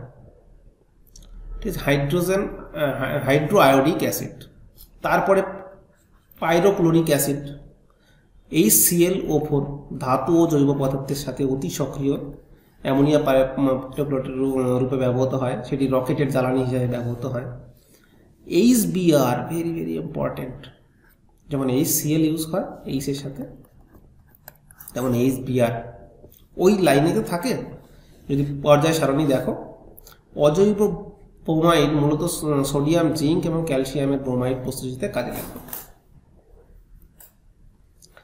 এইবার হলো ইম্পর্টেন্ট হাইড্রোক্লোরিক অ্যাসিড। দেখবে তুমি যদি টাইলস লাগাও, টাইলস যদি ঘরে লাগাও বা তোমার যদি বাথরুমে দেখা গেল পরিষ্কার করার দরকার, তাহলে তুমি কি অ্যাসিড দেবে, হাইড্রোক্লোরিক অ্যাসিড দেবে, যাতে কীটাণুগুলো নয় ময়লাগুলো পরিষ্কার হয়ে যায়। তো এর অপর নাম কি, এটা ভেরি ভেরি ইম্পর্টেন্ট, যতটা পারো ইম্পর্টেন্ট দিয়ে রাখো। মিউরিয়েটিক অ্যাসিডকে কি বলা হয়, তোমার সংকেত থাকবে H2SO4, HNO3, HCl, ঠিক আছে, আর একটা CH3, COOH, অ্যাসিডিক অ্যাসিড, তোমাকে মারতে হবে HCl। এবার এই HCl এই একমাত্র অ্যাসিড, যে অ্যাসিড কিনা আমাদের পেটের ভেতরে যখন আমাদের স্টোমাকে যায়, সেই স্টোমাকের মধ্যে খরিত হয় হলো HCl অ্যাসিড। আমাদের পুরো খাবারটাকে জীবাণুনাশক নাশ করার জন্যে, ব্যাকটেরিয়া নাশ করার জন্যে HCl অ্যাসিড পার ডে প্রায় 1.5 লিটার আমাদের, তার জন্য বলা হয় খালি পেটে কম থাকতে। এই যদি তুমি খালি পেটে খুব থাকো তাহলে পরে এই অ্যাসিড খরিত হয়ে কি করে খাবারের উপরে পড়বে না, পড়বে কোথায়, চামড়ার উপরে। চামড়ার উপর পড়লে সেটা ক্ষয় হতে থাকবে, তার ফলে একটা রোগ হয় যার নাম গ্যাস্ট্রিক আলসার। আলসার মানেই হলো ক্ষত। ঠিক আছে, এরপরে হলো সালফিউরিক অ্যাসিড, এটাকে ইন্ডাস্ট্রিয়াল অ্যাসিডও বলা হয়। এটা ব্যাটারির অ্যাসিড হিসেবে ব্যবহার করা হয়। যে ব্যাটারি যে সেল দেখতে পাও, আগে যে 12 ভোল্টের ব্যাটারি দেখা হতো, এখন যে বিগ বিগ ব্যাটারিগুলো, তার মধ্যে যে অ্যাসিড ব্যবহার করা হয় সেটাকে sulphuric acid. Nitric acid very strong acid, ঠিক আছে, পাচিল পরিষ্কার করতে, তরল হলুদ রাগ সৃষ্টি করতে, এটা মানে গোল্ড ইন্ডাস্ট্রির ক্ষেত্রে হিউজ পরিমাণ ব্যবহার করা হয়। নাইট্রাস অ্যাসিড, নাইট্রাস অ্যাসিড কি করে না, ট্রপোস্ফিয়ারে গিয়ে ওজন পরিমাণও নিয়ন্ত্রণ করে, তার জন্য বলা হয় নাইট্রোজেন গ্যাস। নাইট্রোজেন গ্যাস অক্সিজেনের সাথে বিক্রিয়া করে মানে ওজন যে O3 আছে না, যেটার ফলে আলট্রাভায়োলেট রে আসতে পারে না, সেইটা এই ওজনের সার্কেলটাকে ভেঙে দেয়। যেমনভাবে CFC ভেঙে দেয় তেমনভাবে ওজন ভেঙে দেয়। ঠিক আছে, acetic acid very very important, vinegar বা রান্নার স্যালাড। ওকে, এটা কিন্তু খুব একটা স্ট্রং অ্যাসিড নয়, কিন্তু এটা খুব খুব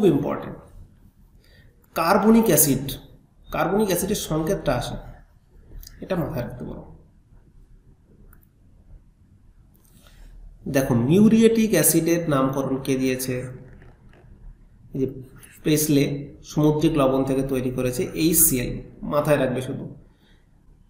এই একটা কোশ্চেন আসে, আমরা মানে তখন পড়তাম, এখনো একবার দেয় যে ওলিয়াম কাকে বলে। এটা গুলিয়াম নয়, ওলিয়াম। ওলিয়াম বলে এই সালফারের অক্সাইড, যে SO3 প্লাস সালফার H2SO4, এই দুটো বিক্রিয়া করলে যে H2S2O7 তৈরি হয়, দিস ইজ কল্ড ওলিয়াম। ওলিয়ামের কারণ এইটার দরকার এই কারণেই, কারণ আমরা যে এই যে সালফিউরিক অ্যাসিড তৈরি করছি না, এই সালফিউরিক অ্যাসিড খুব একটা শুদ্ধ অ্যাসিড নয়, তার মধ্যে আমরা এই সালফার ডাইঅক্সাইডকে ঢুকিয়ে দিচ্ছি, তার ফলে যে ওলিয়াম তৈরি হচ্ছে সেই জল মেশালে আমরা বিশুদ্ধ সালফিউরিক অ্যাসিড পাই। এর জন্যেই এই ওলিয়ামের ইম্পর্টেন্স এত বেশি। ওকে, তো বেশিরভাগ ধাতু মানে মানে যেমন গোল্ড আছে, যাই হোক, এগুলো কিন্তু কিসে দ্রবীভূত হয়? নাইট্রিক অ্যাসিডে দ্রবীভূত হয়। এর গরম করে যদি যে কোনো পদার্থের ওপর ফেলো, ফুটো হয়ে ভেতরে ঢুকে যাবে, এত পরিমাণ স্ট্রং অ্যাসিড হয় এটা। তারপরে হলো অম্লরাজ। এটা বহুবার এসেছে পরীক্ষায়, যে অম্লরাজ কাকে বলে। এর যে অনুপাত, সেই অনুপাতকে কি বলে?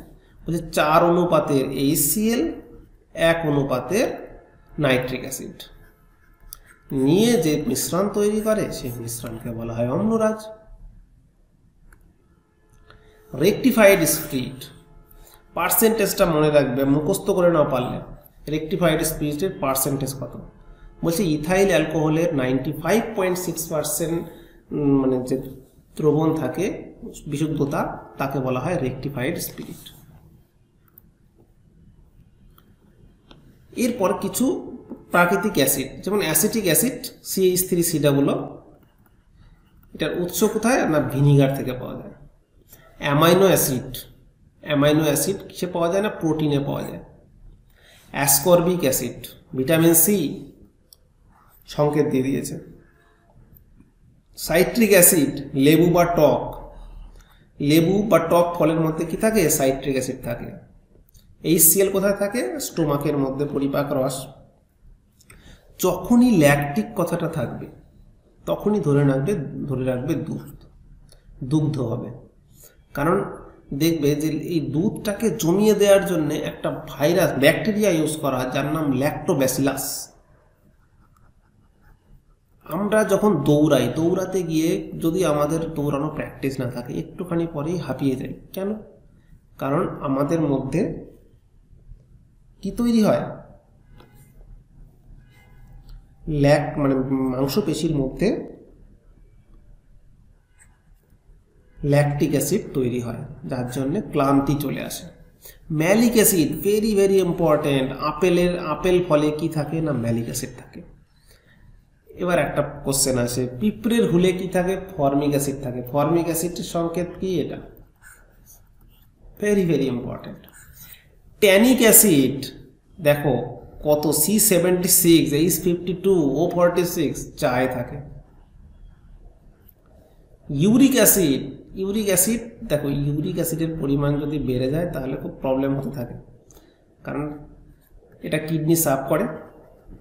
মানে কিডনি যখন মানে ইউরিন তৈরি করে, তখন এর মধ্যে থেকে ছাকা হয় হলো ইউরিক অ্যাসিড। মূত্রের মধ্যে থাকে, তাই না? ইউরিক অ্যাসিডের মাত্রা বেড়ে গেলে বলা হয় মাটন খেতে বারণ করা হয়, রিচ খাবার খেতে বারণ করা হয়। বলছে কিছু তীব্র ক্ষার, লিথিয়াম হাইড্রক্সাইড, আমি বলেছিলাম লিথিয়াম হাইড্রক্সাইড তীব্র ক্ষার এটা। সোডিয়াম হাইড্রক্সাইড, পটাশিয়াম হাইড্রক্সাইড, ঠিক আছে? এগুলো কি করা হয়? দেখো এটি ডুবোজাহাজ, মহাকাশযানে শ্বাস নেওয়ার প্রণালী শোধনে, অনেক কিছু করার জন্য তৈরি করা হয়। এই যেমন সোডিয়াম হাইড্রক্সাইড, এটিকে কি ব্যবহার করা হয়? সোডিয়াম লবণ তৈরি করতে, সাবান তৈরি করতে হিউজভাবে ইউজ করা হয়। সোডিয়াম লবণ কেমন করা হয়? ধরো CH3COOH, এর সাথে যদি এটা অ্যাসিড NaOH বিক্রিয়া করিয়ে দেওয়া হয়, তাহলে এর সাথে কি তৈরি হয়? CH3COONA। সোডিয়ামের লবণ, এখান থেকেই তৈরি হয়ে যায়। আস্তে আস্তে আমরা আরও ফরম্যাট করে আমরা সাবান তৈরি করি, পটাশিয়াম সাবান, মানে পটাশিয়ামের লবণ, সোডিয়ামের লবণ, লিথিয়ামের লবণ, ঠিক আছে,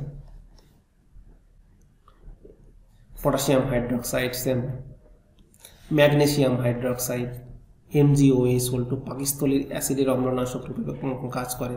মানে শুধুমাত্র HCl এর সাথে কিছুটা পরিমাণ এটাও ইউজ করা হয়, মানে খরিত হয়। আচ্ছা, ক্যালসিয়াম হাইড্রোক্সাইড CaO, এটাকে মধ্যে যদি জল দেওয়া হয় তাহলে CaOH2 হিসাব হতে থাকে, এটাকে বলা হয় পলিচুর্ণ। এটা জল পরিষ্কার কাজে ব্যবহার করা হয়। স্ট্রনসিয়াম হাইড্রোক্সাইড আছে, বেরিয়াম হাইড্রোক্সাইড, এটা মাথায় রাখবে। বেরিয়াম হাইড্রোক্সাইড দেখবে ইউরেনিয়াম যখন ভেঙে যায় না, তোমরা যদি রেডিও অ্যাক্টিভ পড়ে থাকো সেখানে থাকে, ইউরেনিয়াম ভেঙে গেলে একটা যে এলিমেন্ট তৈরি হয় সেটা বেরিয়াম। ওকে,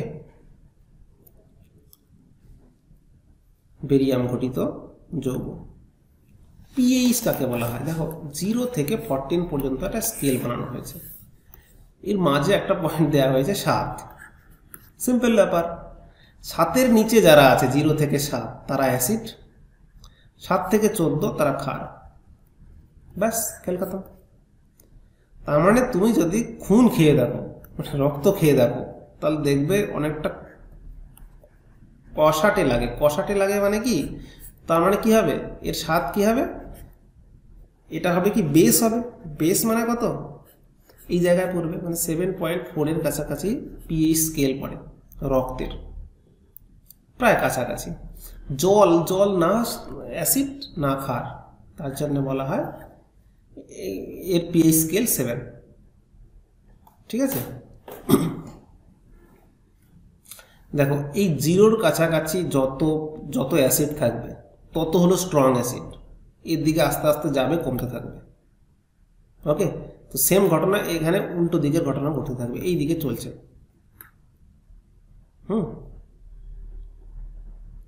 এটা হলো পিএইচ স্কেল।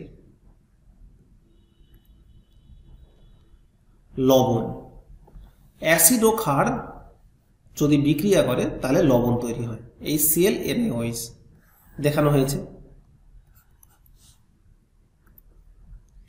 সোডিয়াম ক্লোরাইড মানে লবণ, এটা কি না, এই খনিজ রূপ হলো হ্যালাইট, রক সল্ট হিসাবে থাকে। মানে উপরিক্ত অ্যাসিড যার বিক্রিয়ায় উৎপন্ন হয় এটি স্ফটিক সহ কঠিন অবস্থান। দেখবে সমুদ্রের আশেপাশে থাকে, দেখবে আমাদের গুজরাটের কাছ, এখানে প্রচুর পরিমাণ লবণ তৈরি হয়। তারপরে সোডিয়াম বাইসালফেট, এটি জলগ্রাহী কিন্তু এটি চামড়ার অস্বস্তি ঘটায় এবং অতিমাত্রায় খেলে বিষক্রিয়া হতে পারে। ফটোগ্রাফিক প্লেটের ব্লিচ ক্রিয়ায় ব্যবহৃত হয়। পাকস্থলীর অম্লনাশক, পাকস্থলীর অম্লনাশক কি? HCl। ওকে, দেখো এখানে আলসারের কথা বলে দেওয়া হয়েছে। আচ্ছা, অম্লনাশকের উপাদানগুলির মধ্যে হলো, এইবার তোমার মধ্যে ধরো অ্যাসিড তৈরি হয়েছে, তোমার কি হয় যে তুমি বলো না যে আমার টক ঢেকুর উঠছে, ঠিক টক ঢেকুর কিসের উঠছে? ওই HCl অ্যাসিডের উঠছে, ওটাই টক। তো এই টকটাকে কমানোর জন্য কি দরকার?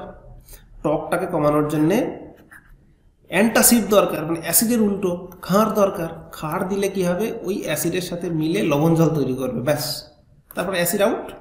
তার জন্য কি করা হয় না, মিল্ক অফ ম্যাগনেসিয়া দেওয়া হয়, carbon, calcium carbonate, magnesia magnesium oxide, এইগুলো দেওয়া হয়, সোডিয়াম কার্বনেট।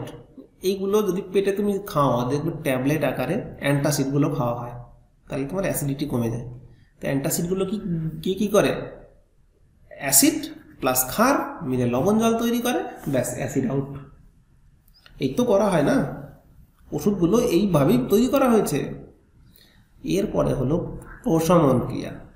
এবার ধরো এমন ঘটনা ঘটলো, ধরো 1 কেজি HCl আর 1 কেজি NaOH বিক্রিয়া করিয়ে দিলাম, করিয়ে দিয়ে H2O আর প্লাস NaCl, তাই না? এইবার আমরা এমন কিছু ঘটনা ঘটতে থাকে যে আমরা ধরো মানে কোনো একটা দ্রবণ, ধরো এই দ্রবণের মধ্যে একটা জলীয় দ্রবণ আছে, এর মধ্যে HCl আছে। তো এই জলীয় দ্রবণে HCl আছে, এই আমরা দেখব যে এর মধ্যে NaOH ঢেলে আমরা দেখব যে কখন এই NaOH আর HCl মিশে পুরো একবারে মানে সম্পূর্ণ NaOH সম্পূর্ণ HCl মিশে এই H2O আর লবণ তৈরি করছে। তার মানে কি দেখো, আমরা তখন এইটাকে বলে থাকি টাইট্রেশন।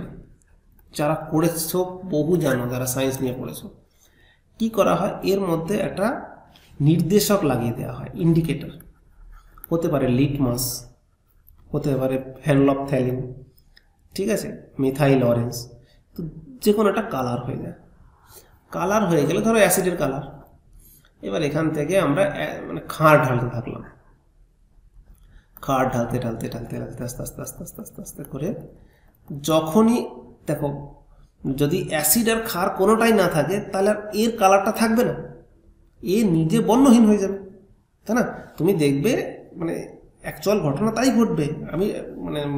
আমি তোমাকে যদি বিক্রিয়ার ক্ষেত্রে বলি, যেমন নির্দেশকের কাজ, এই ধরো একটা পাত্র, আমরা ট্রাইটেশন বলতাম যেটাকে, তো এর ভেতরে ধরো HCl আছে। HCl এর মধ্যে ধরো লিটমাস বা ফেনফথ্যালিন, মিথাইল অরেঞ্জ দিয়ে দিলাম। কীভাবে চেক করা হয় দেখো, HCl এর জলীয় দ্রবণ, জলীয় দ্রবণে এর স্বাভাবিক বর্ণ, ধরো লিটমাস নেব, আর লিটমাসের আমরা জানি যে স্বাভাবিক বর্ণ দেখতে বেগুনি। তাহলে বেগুনি, একে ঢাললাম অ্যাসিডের মধ্যে। অ্যাসিডের মধ্যে যেই ঢালবো যদি এটা লাল হয়ে যায়, মানে আমি যদি না জানতাম এটা অ্যাসিড কিনা, তাহলে যদি ঢালার পরে যদি লাল হয়ে যায় তাহলে অ্যাসিড। যদি এটা NaOH হতো তাহলে এটা হয়ে যেত নীল বর্ণ, তাই না? আমি যখন এর মধ্যে লিটমাস ঢেলে দিলাম তখন বুঝতে পারলাম এর কালার হয়ে গেছে রেড।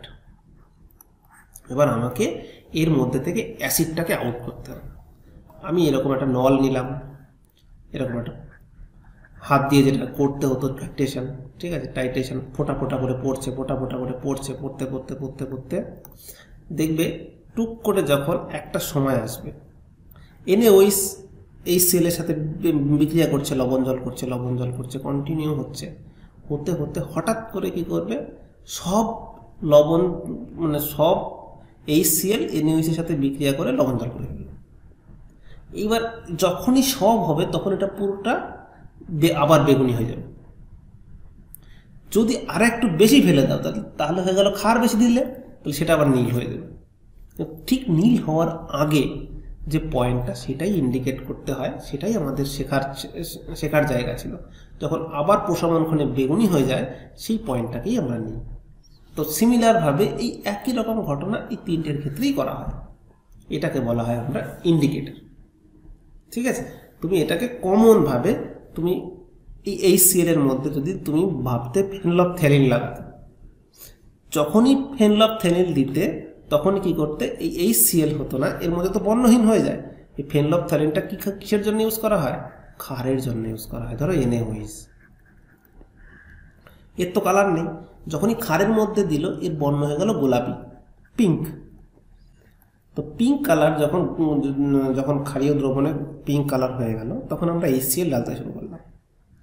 আস্তে আস্তে আস্তে আস্তে আস্তে যখন NaOH HCl বিক্রিয়া করে সব হয়ে গেল তখন এটা পুরো কালারটা আউট হয়ে যাবে, সাদা হয়ে যাবে। সেই পয়েন্টটাকেই আমরা মেজার করি। ঠিক আছে,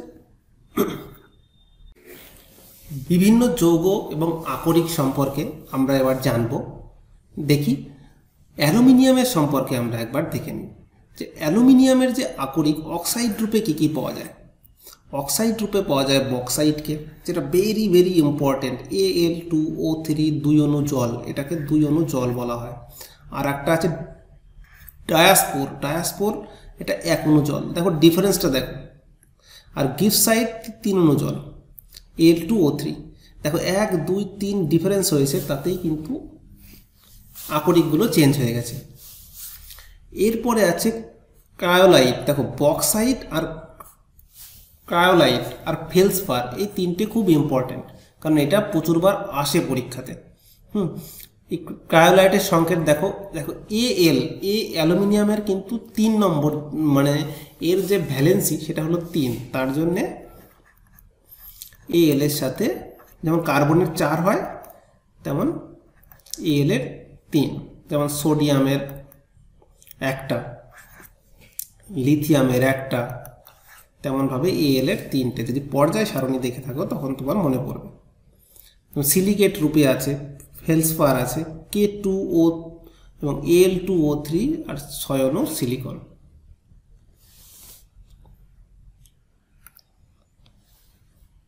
ম্যাগনেসিয়ামের আকরিকের মধ্যে এগুলো প্রধান। কার্বনেট রূপে magnesite, MgCO3, dolomite, very very important. Dolomite যদি যখনই আসবে, দেখো ক্যালসিয়াম কার্বনেট তুমি নাম শুনেছ, ঠিক আছে, কিন্তু এইটা খুব বহুবার সংকেত হিসাবে দেয় MgCO3 আর CaCO3। CO3 থাকবে, সেখানে ম্যাগনেসিয়াম থাকবে, তাহলে কি হয়ে গেল? ম্যাগনেসিয়ামের আকরিক। এটা কার্নালাইট, Cl এর সাথে MgCl2, KCl, CaH2, এটার সাথে সবচেয়ে বেশি ইম্পর্টেন্ট এটা। সালফেট রূপে আছে MgSO4। জিঙ্কের আকরিকগুলোর মধ্যে সবচেয়ে ইম্পর্টেন্ট যেটা বলবো, সেটা ভেরি ভেরি ইম্পর্টেন্ট, বারবার পড়বে, আর কিছু পড়ো না পড়ো, যেটা বলছি সেটাকে যেন অবশ্যই পড়বে। যেমন জিঙ্ক অক্সাইড, জিঙ্কাইট, কিন্তু সবচেয়ে বেশি আসে সেটা হলো জিঙ্ক ব্লেন্ড। জিঙ্ক ব্লেন্ড কাকে বলে বা জিঙ্ক ব্লেন্ডের সংকেত কি? সালফাইড রূপে ZnS, ক্যালামাইন ZnCO3। এই দুটোকে, এখান থেকে দুটোকে মনে রাখবে, কিন্তু এইটা হলো ইম্পর্টেন্ট, জিঙ্ক ব্লেন্ড। আয়রনের অক্সাইড রূপে এই যে ম্যাগনেটাইট, Fe3O4, Fe3O4 হলো ম্যাগনেটাইট। হেমাটাইট Fe2O3, তাই না? তারপর জলযুক্ত হলে পরে 2Fe2O3।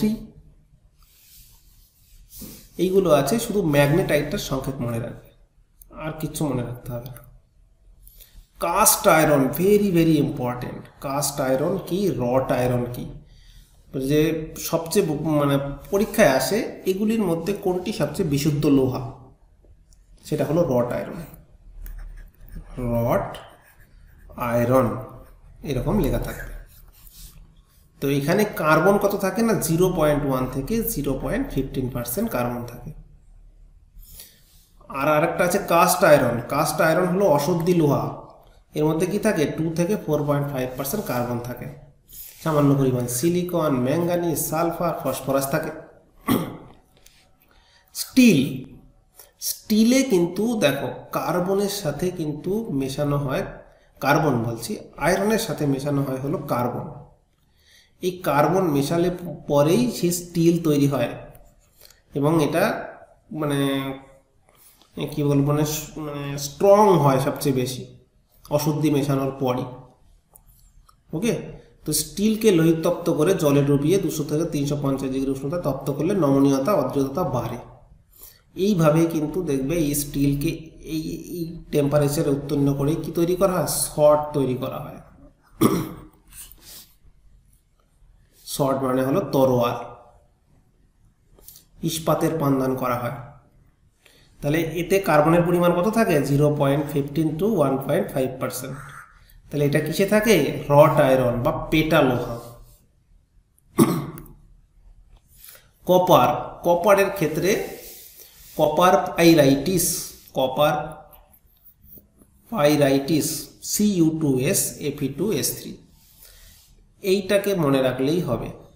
কিউপ্রাইট, Cu2O, কপারের অক্সাইড রূপে। পিতল বা ব্রাশ, এর মধ্যে 60-80% কপার থাকে, 40-20% কি থাকে, জিঙ্ক থাকে। কপার আর জিঙ্ক মানে তামা আর দস্তা, এটা মিলে তৈরি হয় পিতল বা ব্রাশ। কাঁসা, বেল মেটাল, যেগুলো দিয়ে ঘন্টা বাজানো হয়, সিউ যদি 80 হয়। আর এই এসএন মানে হলো টিন। হ্যাঁ, আমরা যে মাথায় মানে আমরা যে ছাদে ইউজ করি টিন, সেই টিনের টিন। তো এই টিন মানে কপার 80% আর টিন 20% মিলে হয় বেল মেটাল কাঁসা। আর ব্রোঞ্জ, ব্রোঞ্জ হলো 75-90 হলো কপার আর টিন, এইটা মিলিয়ে তৈরি করা হয় হলো ব্রোঞ্জ। ব্রোঞ্জ মানে কাঁসা, মানে এই ব্রোঞ্জের যে পদক তৈরি করা হয়, ঠিক আছে। এতে কি, এই কাঁসার, যেমন কাঁসার থালায় খাওয়া খুব ভালো, কারণ তার মধ্যে কপার থাকে। কপারের মানে বলা হয় জল, কিন্তু কপারের যে গ্লাস হয় সেই গ্লাসে খাওয়া ভালো। দেখবে এখনকার সময়ে যে অ্যাকোয়াগার্ড, তারপরে আরও যে কোম্পানিগুলো আছে, কেন্ট, এরা কি করছে না, ওর ভেতরে একটা কপারের লাইন মানে স্টিক লাগিয়ে দিচ্ছে, যাতে জলটা কপারের সাথে মিশে, তাহলে পরে আমাদের বডির ডাইজেশনের ক্ষেত্রে কাজে লাগে, ঠিক আছে। আর ব্রোঞ্জের ব্যবহার মূর্তি, থালা, যন্ত্রের বিভিন্ন যন্ত্রাংশ তৈরিতে কাজে লাগে। অ্যালুমিনিয়াম ব্রোঞ্জ, অ্যালুমিনিয়াম ব্রোঞ্জ কী হবে, যে কপার 90%, অ্যালুমিনিয়াম 10, এটা মিলিয়ে তৈরি করা হয় অ্যালুমিনিয়াম ব্রোঞ্জ।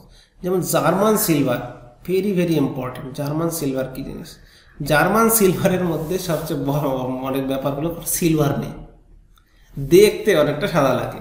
হ্যাঁ, কপার 50%, জিঙ্ক 30%, নিকেল 20%। এইটা দিয়ে বাসনপত্র, ফুলদানি, এরকম শৌখিন জিনিস তৈরি করা হয়। এর নাম হলো জার্মান সিলভার। এরপরে একটা খুব কোশ্চেন আসে, ডুরালুমিন কি জিনিস? ডুরালুমিনটাকে কি জিনিস বা কিসে ইউজ করা হয়? এটা হলো বিমান, মোটর গাড়ির বিভিন্ন যন্ত্র তৈরি করতে কাজে লাগানো হয়। দেখো, এই ডুরালুমিনের ক্ষেত্রে অ্যালুমিনিয়ামকে 95% ইউজ করা হয়, কপার মানে তামা 4%, এই ম্যাঙ্গানিজ, এইগুলো দেওয়ার ফলে কি হয়, এই অ্যালুমিনিয়াম নর্মালি কিন্তু খুব মানে ভ্যালিয়েবল হয়, মানে স্ট্রং হয় না, কিন্তু এই ডুরালুমিন যখন তৈরি করা হয়, এটা যেমন হালকা হয় তেমন আবার স্ট্রং হয়। এটাই তো দরকার। যখন বিমান তৈরি করব, মোটর গাড়ি তৈরি করব, তখন যদি আমরা একটা পাত ইউজ করি, পাতলা দরকার, সেটাকে যদি লোহার মতো ভারী হয়ে যায়, তাহলে সেটার ওজন নিয়ে তো উঠতেই পারবে না, তাই কি না? এর জন্য কি করা হয়, এইগুলোকে বলা হয় সংকর ধাতু, হাইব্রিড। সংকর ধাতু মিক্স করা হয়েছে, মিক্স করে এই জিনিসগুলো তৈরি করা হয়েছে। এটা পিভিআই বহুবার পরীক্ষায় এসেছে, কিন্তু এটা জার্মান সিলভার।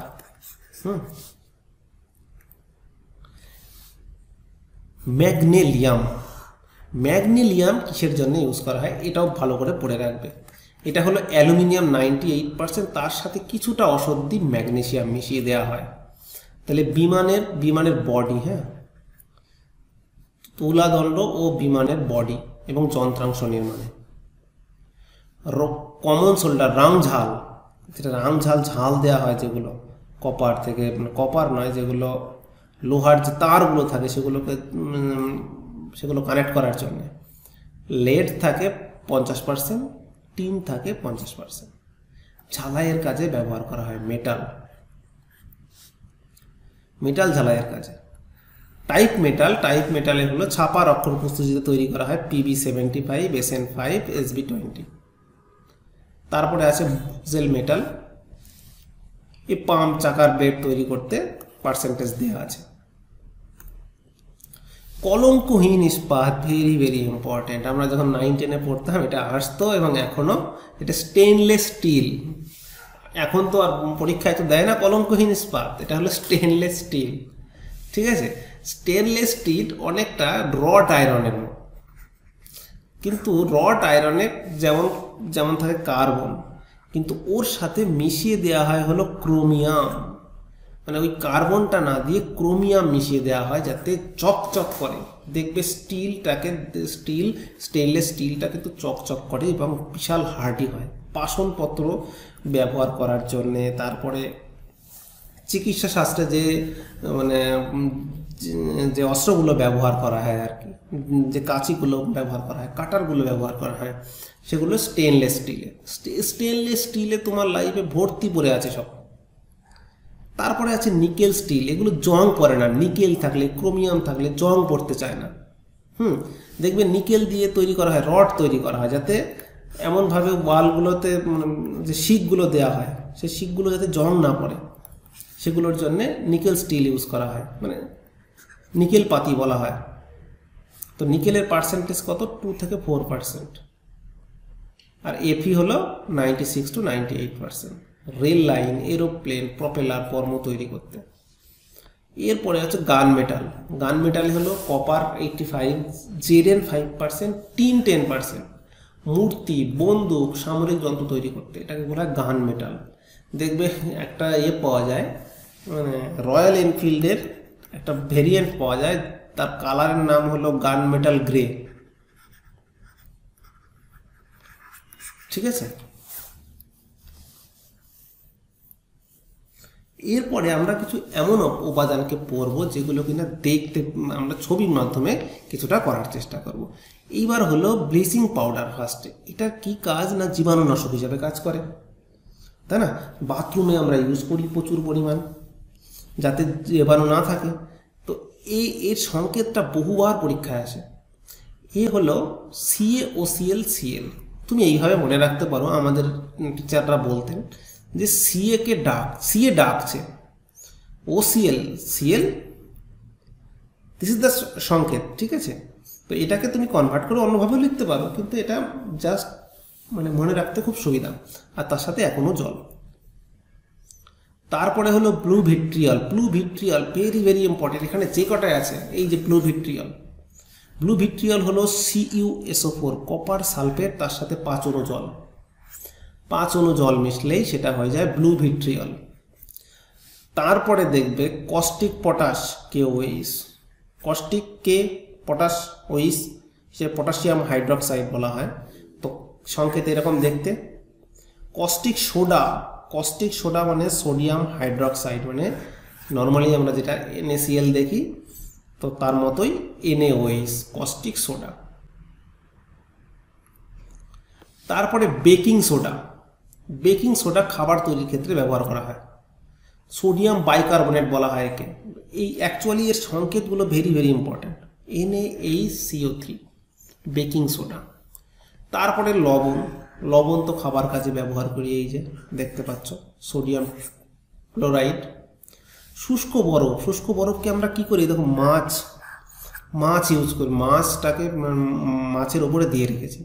এগুলো কি করে, ড্রাই আইস এটাকে বলা হয়, শুষ্ক বরফ। এগুলো কঠিন করে কি করা হয়, আমরা এগুলো যাতে না পচে যায় তার জন্য ইউজ করি। তারপরে গ্রিন ভিট্রিয়ল, FeSO4, 7 অণু জল।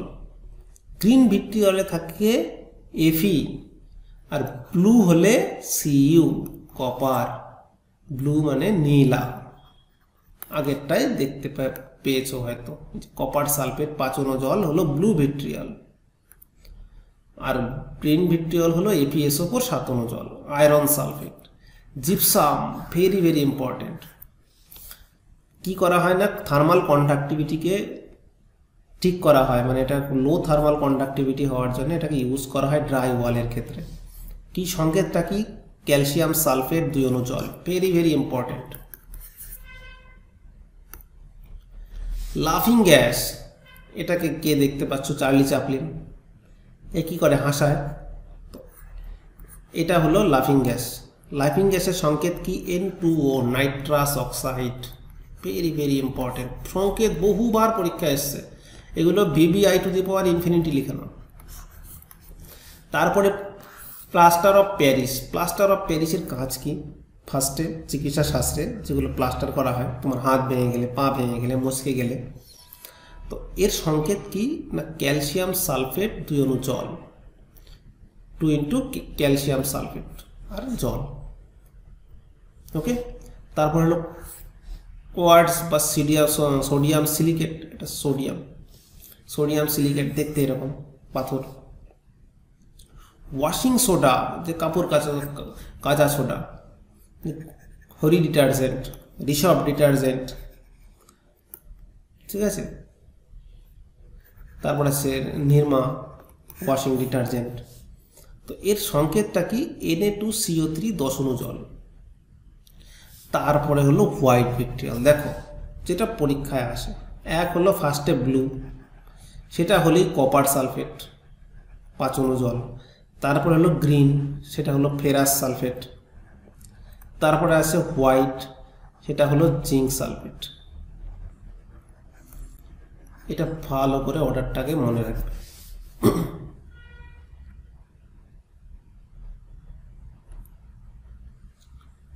সংকেতগুলোকে আমি লিখে দিয়েছি একটা চার্টের মাধ্যমে, ঠিক আছে। এবারগুলো দেখে নেবে। আমরা পড়ব শিল্প রসায়ন। শিল্প রসায়নে আমরা এমন কিছু কেমিক্যাল, এমন কিছু আমরা বলতে পারবো প্রোডাক্টকে নিয়ে আমরা আলোচনা করব, যৌগকে নিয়ে আলোচনা করব, যেগুলো কিনা আমাদের শিল্পগত দিক থেকে ইন্ডাস্ট্রিয়াল ভ্যালু তার বেশি। যেমনভাবে সাবান, সাবানকে কি বলা হয় না, ফ্যাটি অ্যাসিডের ক্ষারীয় লবণ হলো সাবান। এখানে দেখো সবচেয়ে বড় কথা, সাবানগুলিতে আদানপ্রাপ্ত কি থাকে? COONA। দেখো আমি তোমাকে বলে দিই, অ্যাসিড যদি হয় তাহলে COOH, যেমন বলা হয় অ্যাসিটিক অ্যাসিডকে CH3COOH। এই এইচটাকে রিপ্লেস করা হয় যদি Na দিয়ে, তাহলে বলা হয় এটা বলা হয় সোডিয়ামের আয়ন বা সোডিয়ামের লবণ বলে থাকি আমরা। সোডিয়ামের বা অ্যাসিডিক লবণ বা ক্ষারীয় লবণ বলে থাকি। তো ফ্যাটি অ্যাসিডের ক্ষারীয় লবণ হলো সাবান। ওকে,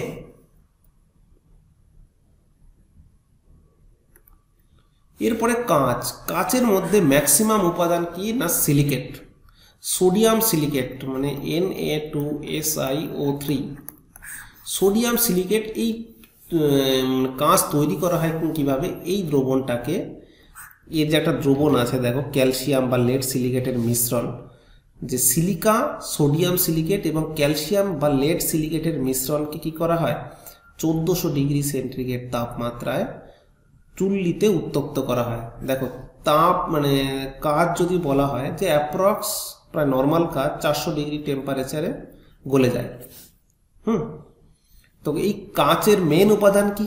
মেন উপাদান হলো সিলিকন বা সিলিকা, ঠিক আছে, SI যেটা আছে।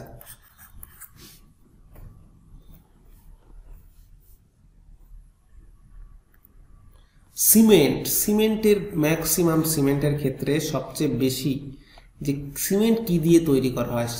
সিমেন্ট তৈরি করা হয় হলো ক্যালসিয়াম কার্বনেট। ক্যালসিয়াম কার্বনেট, যেটাকে লাইমস্টোন বা চক বলা হয়, অ্যালুমিনিয়াম সিলিকেট, সামান্য পরিমাণ জিপসাম মিশিয়ে সিমেন্ট তৈরি করা হয়। সিমেন্টের যে সিমেন্টের মধ্যে যে অনুপাত সেগুলো দেখে নাও। এটাকে বলা হয় ক্যালসিয়াম অক্সাইড। দেখো ক্যালসিয়াম অক্সাইড CaCO3 আছে না, এটাকে ক্যালসিয়াম কার্বনেট বলে। এটা যেটা পাথুরে চুন, যে চুন আমরা ফরম্যাটে পাই, সেই চুনের জল দেওয়ার আগে পর্যন্ত, জল দেওয়ার পরে, ঠিক আছে, এটা মানে জল না, এটাকে যদি তাপ দেওয়া যায়, তাপ দিলে পরে এটা ভেঙে যায়, কার্বন ডাইঅক্সাইড উড়ে যায়, ক্যালসিয়াম অক্সাইড তৈরি হয়। তো সিমেন্টের মধ্যে কি থাকে? 63% হলো চুন।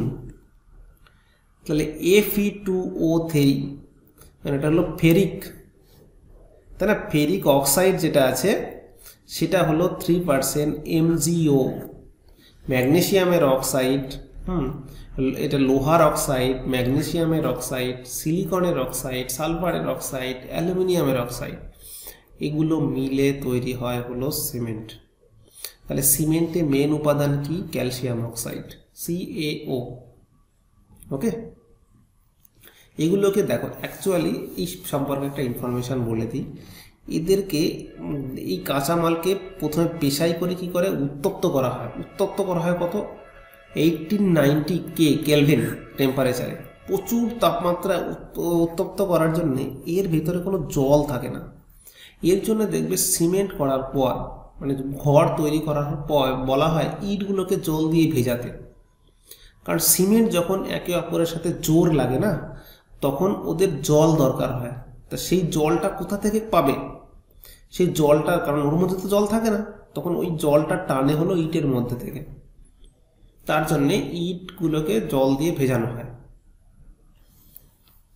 ঠিক আছে,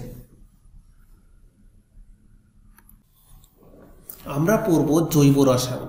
জৈব রসায়ন কি না, জৈব রসায়নে যদি কার্বন ঘটিত যে যৌগ আছে সেই যৌগগুলোকে আমরা বলে থাকি, সব কার্বন ঘটিত যৌগ কিন্তু জৈব রসায়নের মধ্যে বা জৈব অর্গানিকের মধ্যে পড়ে না।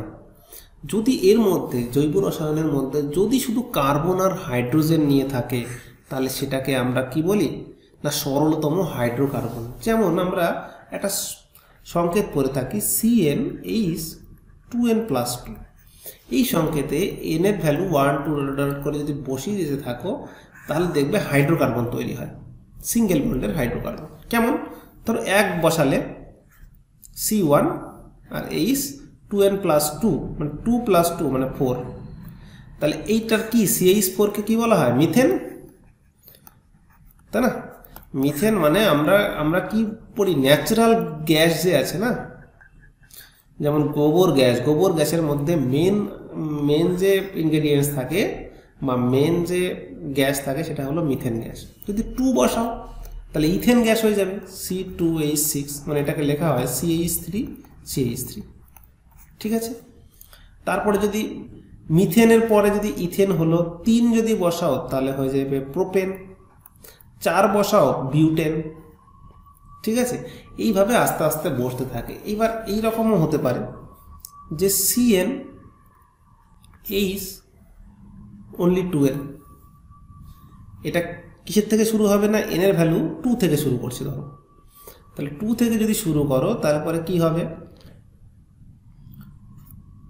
2 3 পরপর করে চলছে। তাহলে C2 ফার্স্টেরটা হচ্ছে C2H4। এইটা কি বলা হয়? এইটাকে বলা হয়, দেখো আমি তোমাকে দেখাচ্ছি, CH2 মানে এটাকে এইভাবে দেখা হয়, H আর হলো CH। এইটাকে যেমন বলা হয় মিথেন, বা আর এইটাকে বলা হয় ইথেন, আর এটাকে বলা হয় ইথিলিন। এই ইথিলিন কিন্তু ফল পাকানোর জন্যে কাজে আসে, শৃঙ্খল আকারে সাজানো থাকে। এগুলো যারা অর্গানিক কেমিস্ট্রি পড়েছো, যারা মানে 11-12 যারা সায়েন্স পড়েছো, তো তাদের কাছে খুব ইজি ব্যাপার। যেমন অ্যালকিন আর অ্যালকাইন, যদি মানে আমি বলতে চাইছি CnH2n+2 এটা যদি হয় তাহলে অ্যালকেন হবে, মানে মিথেন, ইথেন, প্রোপেন, বিউটেন। তারপরে হয়ে যাবে যদি CnH2n হয় তাহলে ইন হয়ে যাবে, মিথিলিন, ইথিলিন, প্রপিলিন, বিউটিলিন, এইভাবে হবে। ঠিক আছে, তারপরে আছে অ্যালকাইন মানে অ্যাসিটিলিন বলা হয়। অ্যাসিটিলিনটা ভেরি ভেরি ইম্পর্টেন্ট। হ্যাঁ, এইগুলোকে সংকেতগুলোকে বলা হয় কি হয় আমরা ডাকবো। তুমি দেখো, আমরা যেমন অ্যালকিনটা তো আমরা বলেই দিলাম, ইথিলিন বলে দিয়েছিলাম, এটা ইথিলিন C2H4। ঠিক আছে, এই অ্যাসিটিলিন কি বলা হয়, অ্যাসিটিলিনকে দেখতে কেমন, দেখো তিনটে বন্ধনে একে অপরের সাথে আবদ্ধ। এই অ্যাসিটিলিন গ্যাস কোথায় থাকে না, ঝালাই করার কাজে কিন্তু ব্যবহার করা হয় অ্যাসিটিলিন গ্যাসের মধ্যে। অ্যাসিটিলিন গ্যাস কিন্তু ক্যালসিয়াম কার্বাইড থেকে তৈরি হয়, CaC2 যেটা। এই ক্যালসিয়াম কার্বাইডের সাথে একটু জল মেশালে পরে সেখান থেকে কি তৈরি হয়, সেখান থেকে তৈরি হয় অ্যাসিটিলিন গ্যাস। এবং অ্যাসিটিলিন গ্যাস যেটা কিনা ঝালাই করা হয়, এবং এর ফলে কিন্তু ফল পেকে যায়, ইথিলিন গ্যাসের কাজ করে দেয়। ঠিক আছে,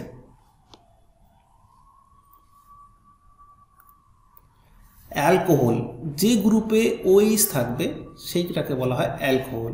যেমন CH3OH, এটাকে বলা হয় মিথানল। এই গ্রুপটার জায়গায় যদি এমন হয়ে যায় যে C2H5 OH, মানে এটা হলো মিথেনের গ্রুপ যাচ্ছে, এটা কি যাচ্ছে, এটা যাচ্ছে ইথেনের গ্রুপ। মানে C2H6 ছিল না, ফার্স্টেই পড়ছিলাম, এখান থেকে একটা হাইড্রোজেন যদি শিফট হয়ে যায় OH দ্বারা, তাহলে সেটাকে আমরা বলবো এক ধরনের অ্যালকোহল। আমরা অ্যাকচুয়ালি যে মানে আমরা যে মদ খাই, যেটাকে বলি ওয়াইন খাই, যেটা স্পিরিট খাই, সেটাই হলো ইথানল। ওকে, যে দিস ইজ কল্ড। তারপরে মিথানল, ইথানল, প্রোপানল, বিউটানল, এইভাবে চলতে থাকে কন্টিনিউ। তারপরে কিটোন। কিটোন মানে হলো, যেমন ফার্স্টে হয় বিখ্যাত হলো অ্যাসিটোন। অ্যাসিটোনের সংকেত কি? অ্যাসিটোন সংকেত হলো এরকম দেখতে, আমি তোমাকে বলে দিচ্ছি। অ্যাসিটোন মানে অ্যাকচুয়ালি কি, আমি এই দাগগুলো কেন দিচ্ছি, যে কার্বনের যোজ্যতা হলো 4। মানে তুমি বলতে পারো যে কার্বনের হলো 4টে হাত। তুমি মা কালী ভাবতে পারো, গণেশ ভাবতে পারো, যাদের 4টে হাত আছে, হিন্দুদের ক্ষেত্রে যে গড আছে। তো সেক্ষেত্রে আমি তোমাকে দেখাচ্ছি, এখানে একটা CH3, এখানে একটা CH3। এই যে গ্রুপটা, এই গ্রুপটাকে বলা হয় কিটোন গ্রুপ। যেখানে ওন থাকবে, ওন, সেটাই হলো কিটোন গ্রুপ। CO গ্রুপ থাকলে কিটোন গ্রুপ বলা হবে। অ্যালডিহাইড ভেরি ভেরি ইম্পর্টেন্ট, যেমন COOH হলে অ্যাসিড গ্রুপ, CHO থাকলে হয় অ্যালডিহাইড গ্রুপ। অ্যালডিহাইড যেমন formaldehyde, very very important, formaldehyde. Acetaldehyde CH3COO, যেমন ধরো এই অ্যালডিহাইড, এই CHO, এটাকে অ্যালডিহাইড গ্রুপ বলে। এর সাথে শুধু যদি এইচ যুক্ত থাকে তাহলে এটাকে ফর্মালডিহাইড বলবে। যদি CH3 যুক্ত থাকে তাহলে অ্যাসিটালডিহাইড বলবে, তাই না? তো এইভাবে এবার যদি এই জায়গায় যদি COOH হয়ে যায় তাহলে সেটাকে বলা হয় অ্যাসিড গ্রুপ। যদি H থাকে তাহলে সেটা ফর্মিক অ্যাসিড। CH3 থাকে তাহলে সেটা অ্যাসিটিক অ্যাসিড। অ্যাসিটিক অ্যাসিড কিসে থাকে? ভিটামিন সি এর আর এক নাম অ্যাসিটিক অ্যাসিড, অ্যাসকর্বিক অ্যাসিড বলা হয়, সরি। তো ফর্মিক অ্যাসিডটা থাকে পিঁপড়ের হুলে, যেটা বলছিলাম। ওকে,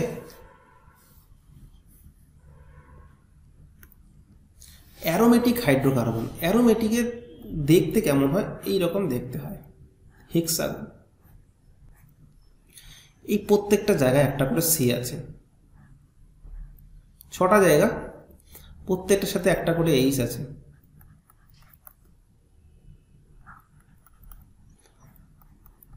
আমি তোমাকে বেনজিন দেখাচ্ছি। এবার এখানে কি করা হয়? এখানে একটা ডাবল বন্ড দেওয়া হয়, এখানে একটা ডাবল বন্ড দেওয়া হয়, এখানে একটা ডাবল বন্ড দেওয়া হয়। This is called benzene. তুমি দেখো এখানে প্রত্যেকটা সি এর 4টে করে হাত পূর্ণ হবে, এখানেও 4টে হাত, এখানেও 4টে হাত, এখানেও 4টে হাত, প্রত্যেকটার 4টে করে হাত পূর্ণ হবে। তো দিস ইজ কল, এগুলোকে এই গ্রুপটা যেখানে থাকবে সেটাই বলা হয় অ্যারোমেটিক গ্রুপ। এবং এই অ্যারোমেটিক মানে হলো সুগন্ধিযুক্ত। সুগন্ধিযুক্ত কোনো জিনিসের মধ্যে অ্যারোমা থাকে। তো এর সাথে যদি একটা এইচ এর জায়গায় থাকে OH, তাহলে হয়ে গেল ফেনল।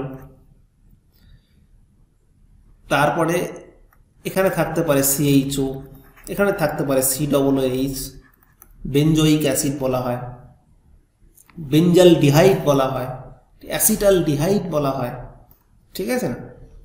এই ধরনের জিনিস, যেমন ফিনাইল বলা হয়, যেমন OH থাকলে যেমন ফেনল। যদি NH2 থাকে তাহলে অ্যানিলিন।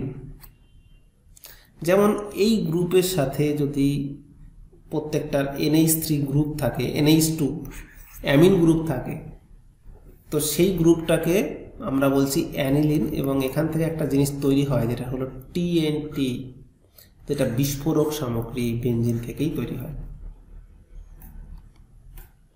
এই TNTর ফুল ফর্ম কি? ট্রাই নাইট্রোটলুইন, ঠিক আছে?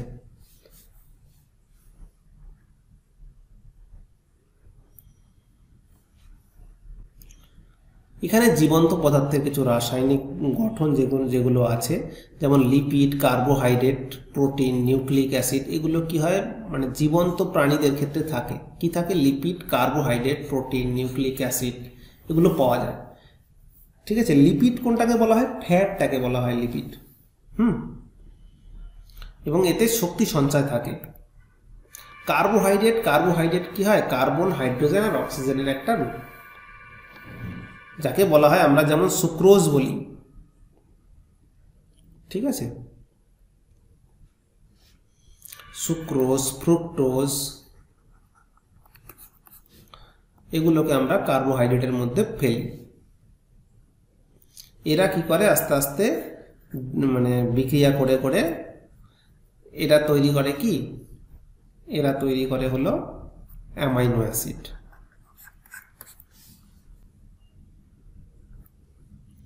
এরপরে আসছে প্রোটিন।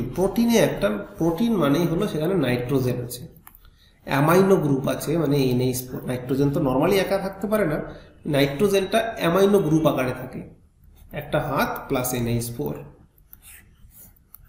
ঠিক আছে,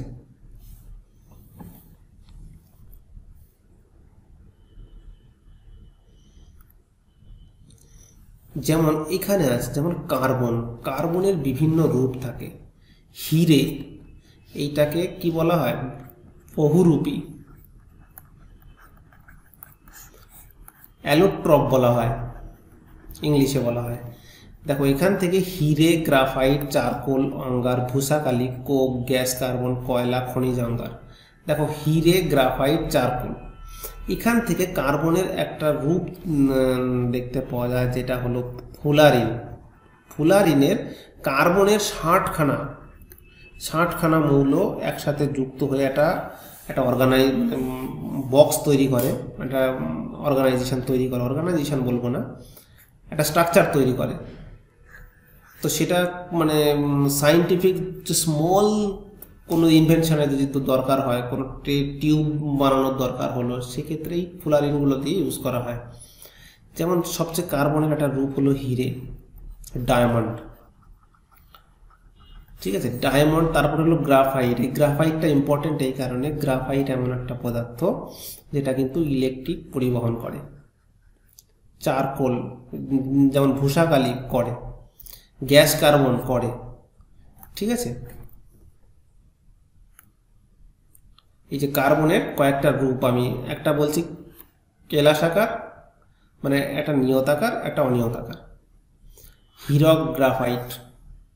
আর অনিয়তাকারের মধ্যে চারকোল, চুল, কোক, গ্যাস কার্বন, এগুলো। আবার এই অঙ্গার থেকে কি আসছে? প্রাণীজ অঙ্গার, উদ্ভিদ অঙ্গার। এই প্রাণীজ অঙ্গারের মধ্যে রক্ত কয়লা, অস্থি কয়লা, আর উদ্ভিদ অঙ্গারের মধ্যে কাঠ কয়লা, শর্করা কয়লা, এগুলো দেখতে পাওয়া যায়। ঠিক আছে, হিরে বলছে কি ন্যাচারাল ভাবে পাওয়া যায় সবচেয়ে কঠিন বস্তু। কাটার কাজে এবং যদি খোদাই করার কাজে, হিরেটাকে খোদাই করার কাজেও কিন্তু হিরেকেই ব্যবহার করা হয়। তো হিরের এই নামটা কোথা থেকে এসছে না? অ্যাডামাস নামে আমাদের ওয়েস্ট বেঙ্গলে একটা ইউনিভার্সিটিও আছে। ঠিক আছে, এর অর্থ কি? অপরাজয় বা হীরক, কার্বনের একটা সর্ববিশুদ্ধ রূপ। তো কার্বনের এখানে মূল্যবান হিরে কি আছে উত্তোলিত করা হয়েছিল, সেটা হলো কোহিনূর হিরে। এখন সেটা কোথায় আছে? রানী এলিজাবেথ এর মাথায়। আচ্ছা, সবচেয়ে 1905 সালে দক্ষিণ আফ্রিকায় পাওয়া কোলিনান হিম হলো সবচেয়ে ভারী হিরে, যার ওজন 570 গ্রাম বা 2.870 ক্যারেট। ওকে, এরপরে হলো এলপিজির ফুল ফর্ম হলো লিকুইফাইড পেট্রোলিয়াম গ্যাস। এর মধ্যে সবচেয়ে বহুবার কোশ্চেনে এসছে এলপিজির মধ্যে উপাদানগুলো কি কি? Propane, butane, pentane. প্রোপেন থেকে শুরু করবে, প্রোপেন, বিউটেন। বিউটেনটা বহুবার সিঙ্গেল যখন কোশ্চেন থাকে তখন এই বিউটেনটা থাকে, তো বিউটেনটা করবে। ঠিক আছে, এরা কি করে না -40 ডিগ্রি টেম্পারেচারে লিকুইড করে সিলিন্ডারের মধ্যে ভরে দেওয়া হয়। তারপরে যখন বেরোয় তখন গ্যাস আকারে বেরোয় নর্মাল টেম্পারেচারে। তো এই গ্যাস মেশানোর সাথে আরেকটা গ্যাস মিশিয়ে দেওয়া হয় যাতে যদি গ্যাসটা লিক করে, কারণ এই এলপিজি এর কোনো গন্ধ নেই, তাই যাতে বুঝতে পারা যায় তার জন্য ইথাইল মারক্যাপ্টেন নামে একটা গ্যাস মিশিয়ে দেওয়া হয়। অ্যাকচুয়ালি তুমি যে গ্যাস লিক করলে যে গন্ধটা পাও সেটা হলো ইথাইল মারক্যাপ্টেনের। ওকে, তারপরে নাইলন। 1928 সালে আবিষ্কার হয়। এটা একটা জৈব যৌগ। দেখো এরপরে প্লাস্টিক কি না, কিছু কৃত্রিম উপাদান আছে যারা তন্তু, মানে রাবার বা তন্তু কোনোটাই নয়, এদেরকে রাবার বা তন্তুর বিকল্প হিসাবে ধরা হয়, যেগুলোকে আমরা প্লাস্টিক বলে থাকি। দেখো আমাদের দেশে কিন্তু 40 মাইক্রন এর নিচে যে কোনো প্লাস্টিক ব্যান রয়েছে, কারণ এরা কি করে, এরা মানে সহজে কিন্তু এরা আমাদের যে নেচারের সাথে মিশে যায় না, এদের নেচারের সাথে মিশে যেতে প্রচুর টাইম লাগে। ওকে, বলছি প্লাস্টিক ও পলিমারের কাঁচামাল হলো অ্যাসিটিলিন। একে প্রচুর পরিমাণ উচ্চ চাপে অনুঘটকের উপস্থিতিতে যদি মানে উচ্চ চাপ দেওয়া যায় তাহলে শৃঙ্খল গঠিত প্লাস্টিক তৈরি হয়ে যায়। কৃত্রিম রাবার মানে কীভাবে তৈরি হয়? কৃত্রিম রাবার কিন্তু হাইড্রোকার্বনের পলিমারাইজেশন। দেখবে এই রাবারের যখন আসবে, রাবারের ক্ষেত্রে একটা মানে কোশ্চেন আসে বহুবার, সেটা হলো ভালকানাইজেশন। মানে হলো রাবারটাকে সলিড করার জন্য, কঠিনে পরিণত করার জন্য কি করি না, আমরা সালফার যুক্ত করি। ভেরি ভেরি ইম্পর্টেন্ট, বহুবার, যার নাম কি ভালকানাইজেশন।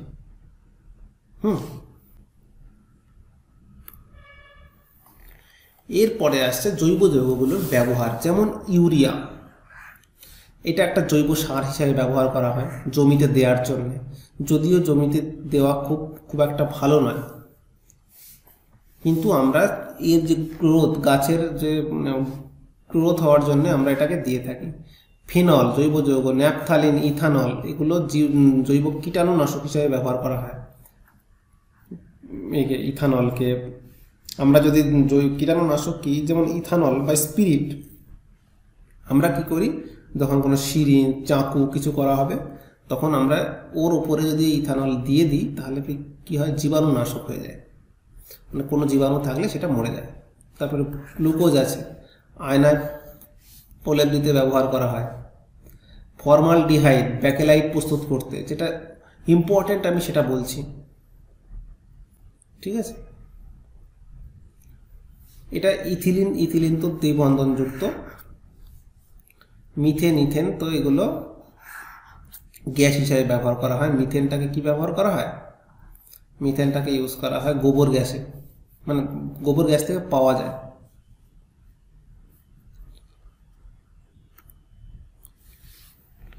তারপরে আসছে অ্যাসিটিলিন। এটা হলো 3টে বন্ধন আছে, দেখো এখানে আরেকটা বন্ধন মিসিং আছে। অ্যাসিটিলিন হলো 3টে বন্ধন আছে, আর এখানে দেখো ইথিলিনে আছে 2টো বন্ধন। ওকে,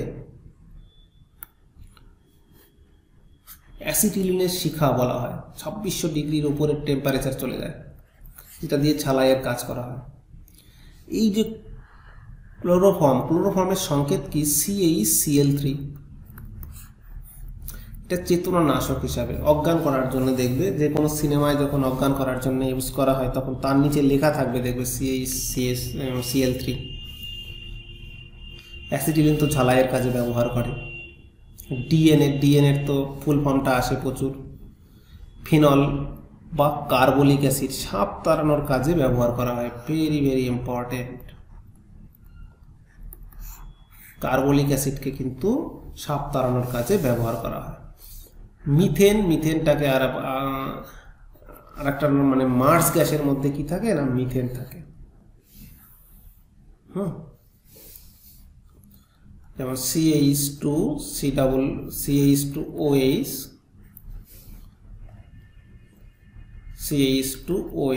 এটাকে বলা হয় গ্লিসারল।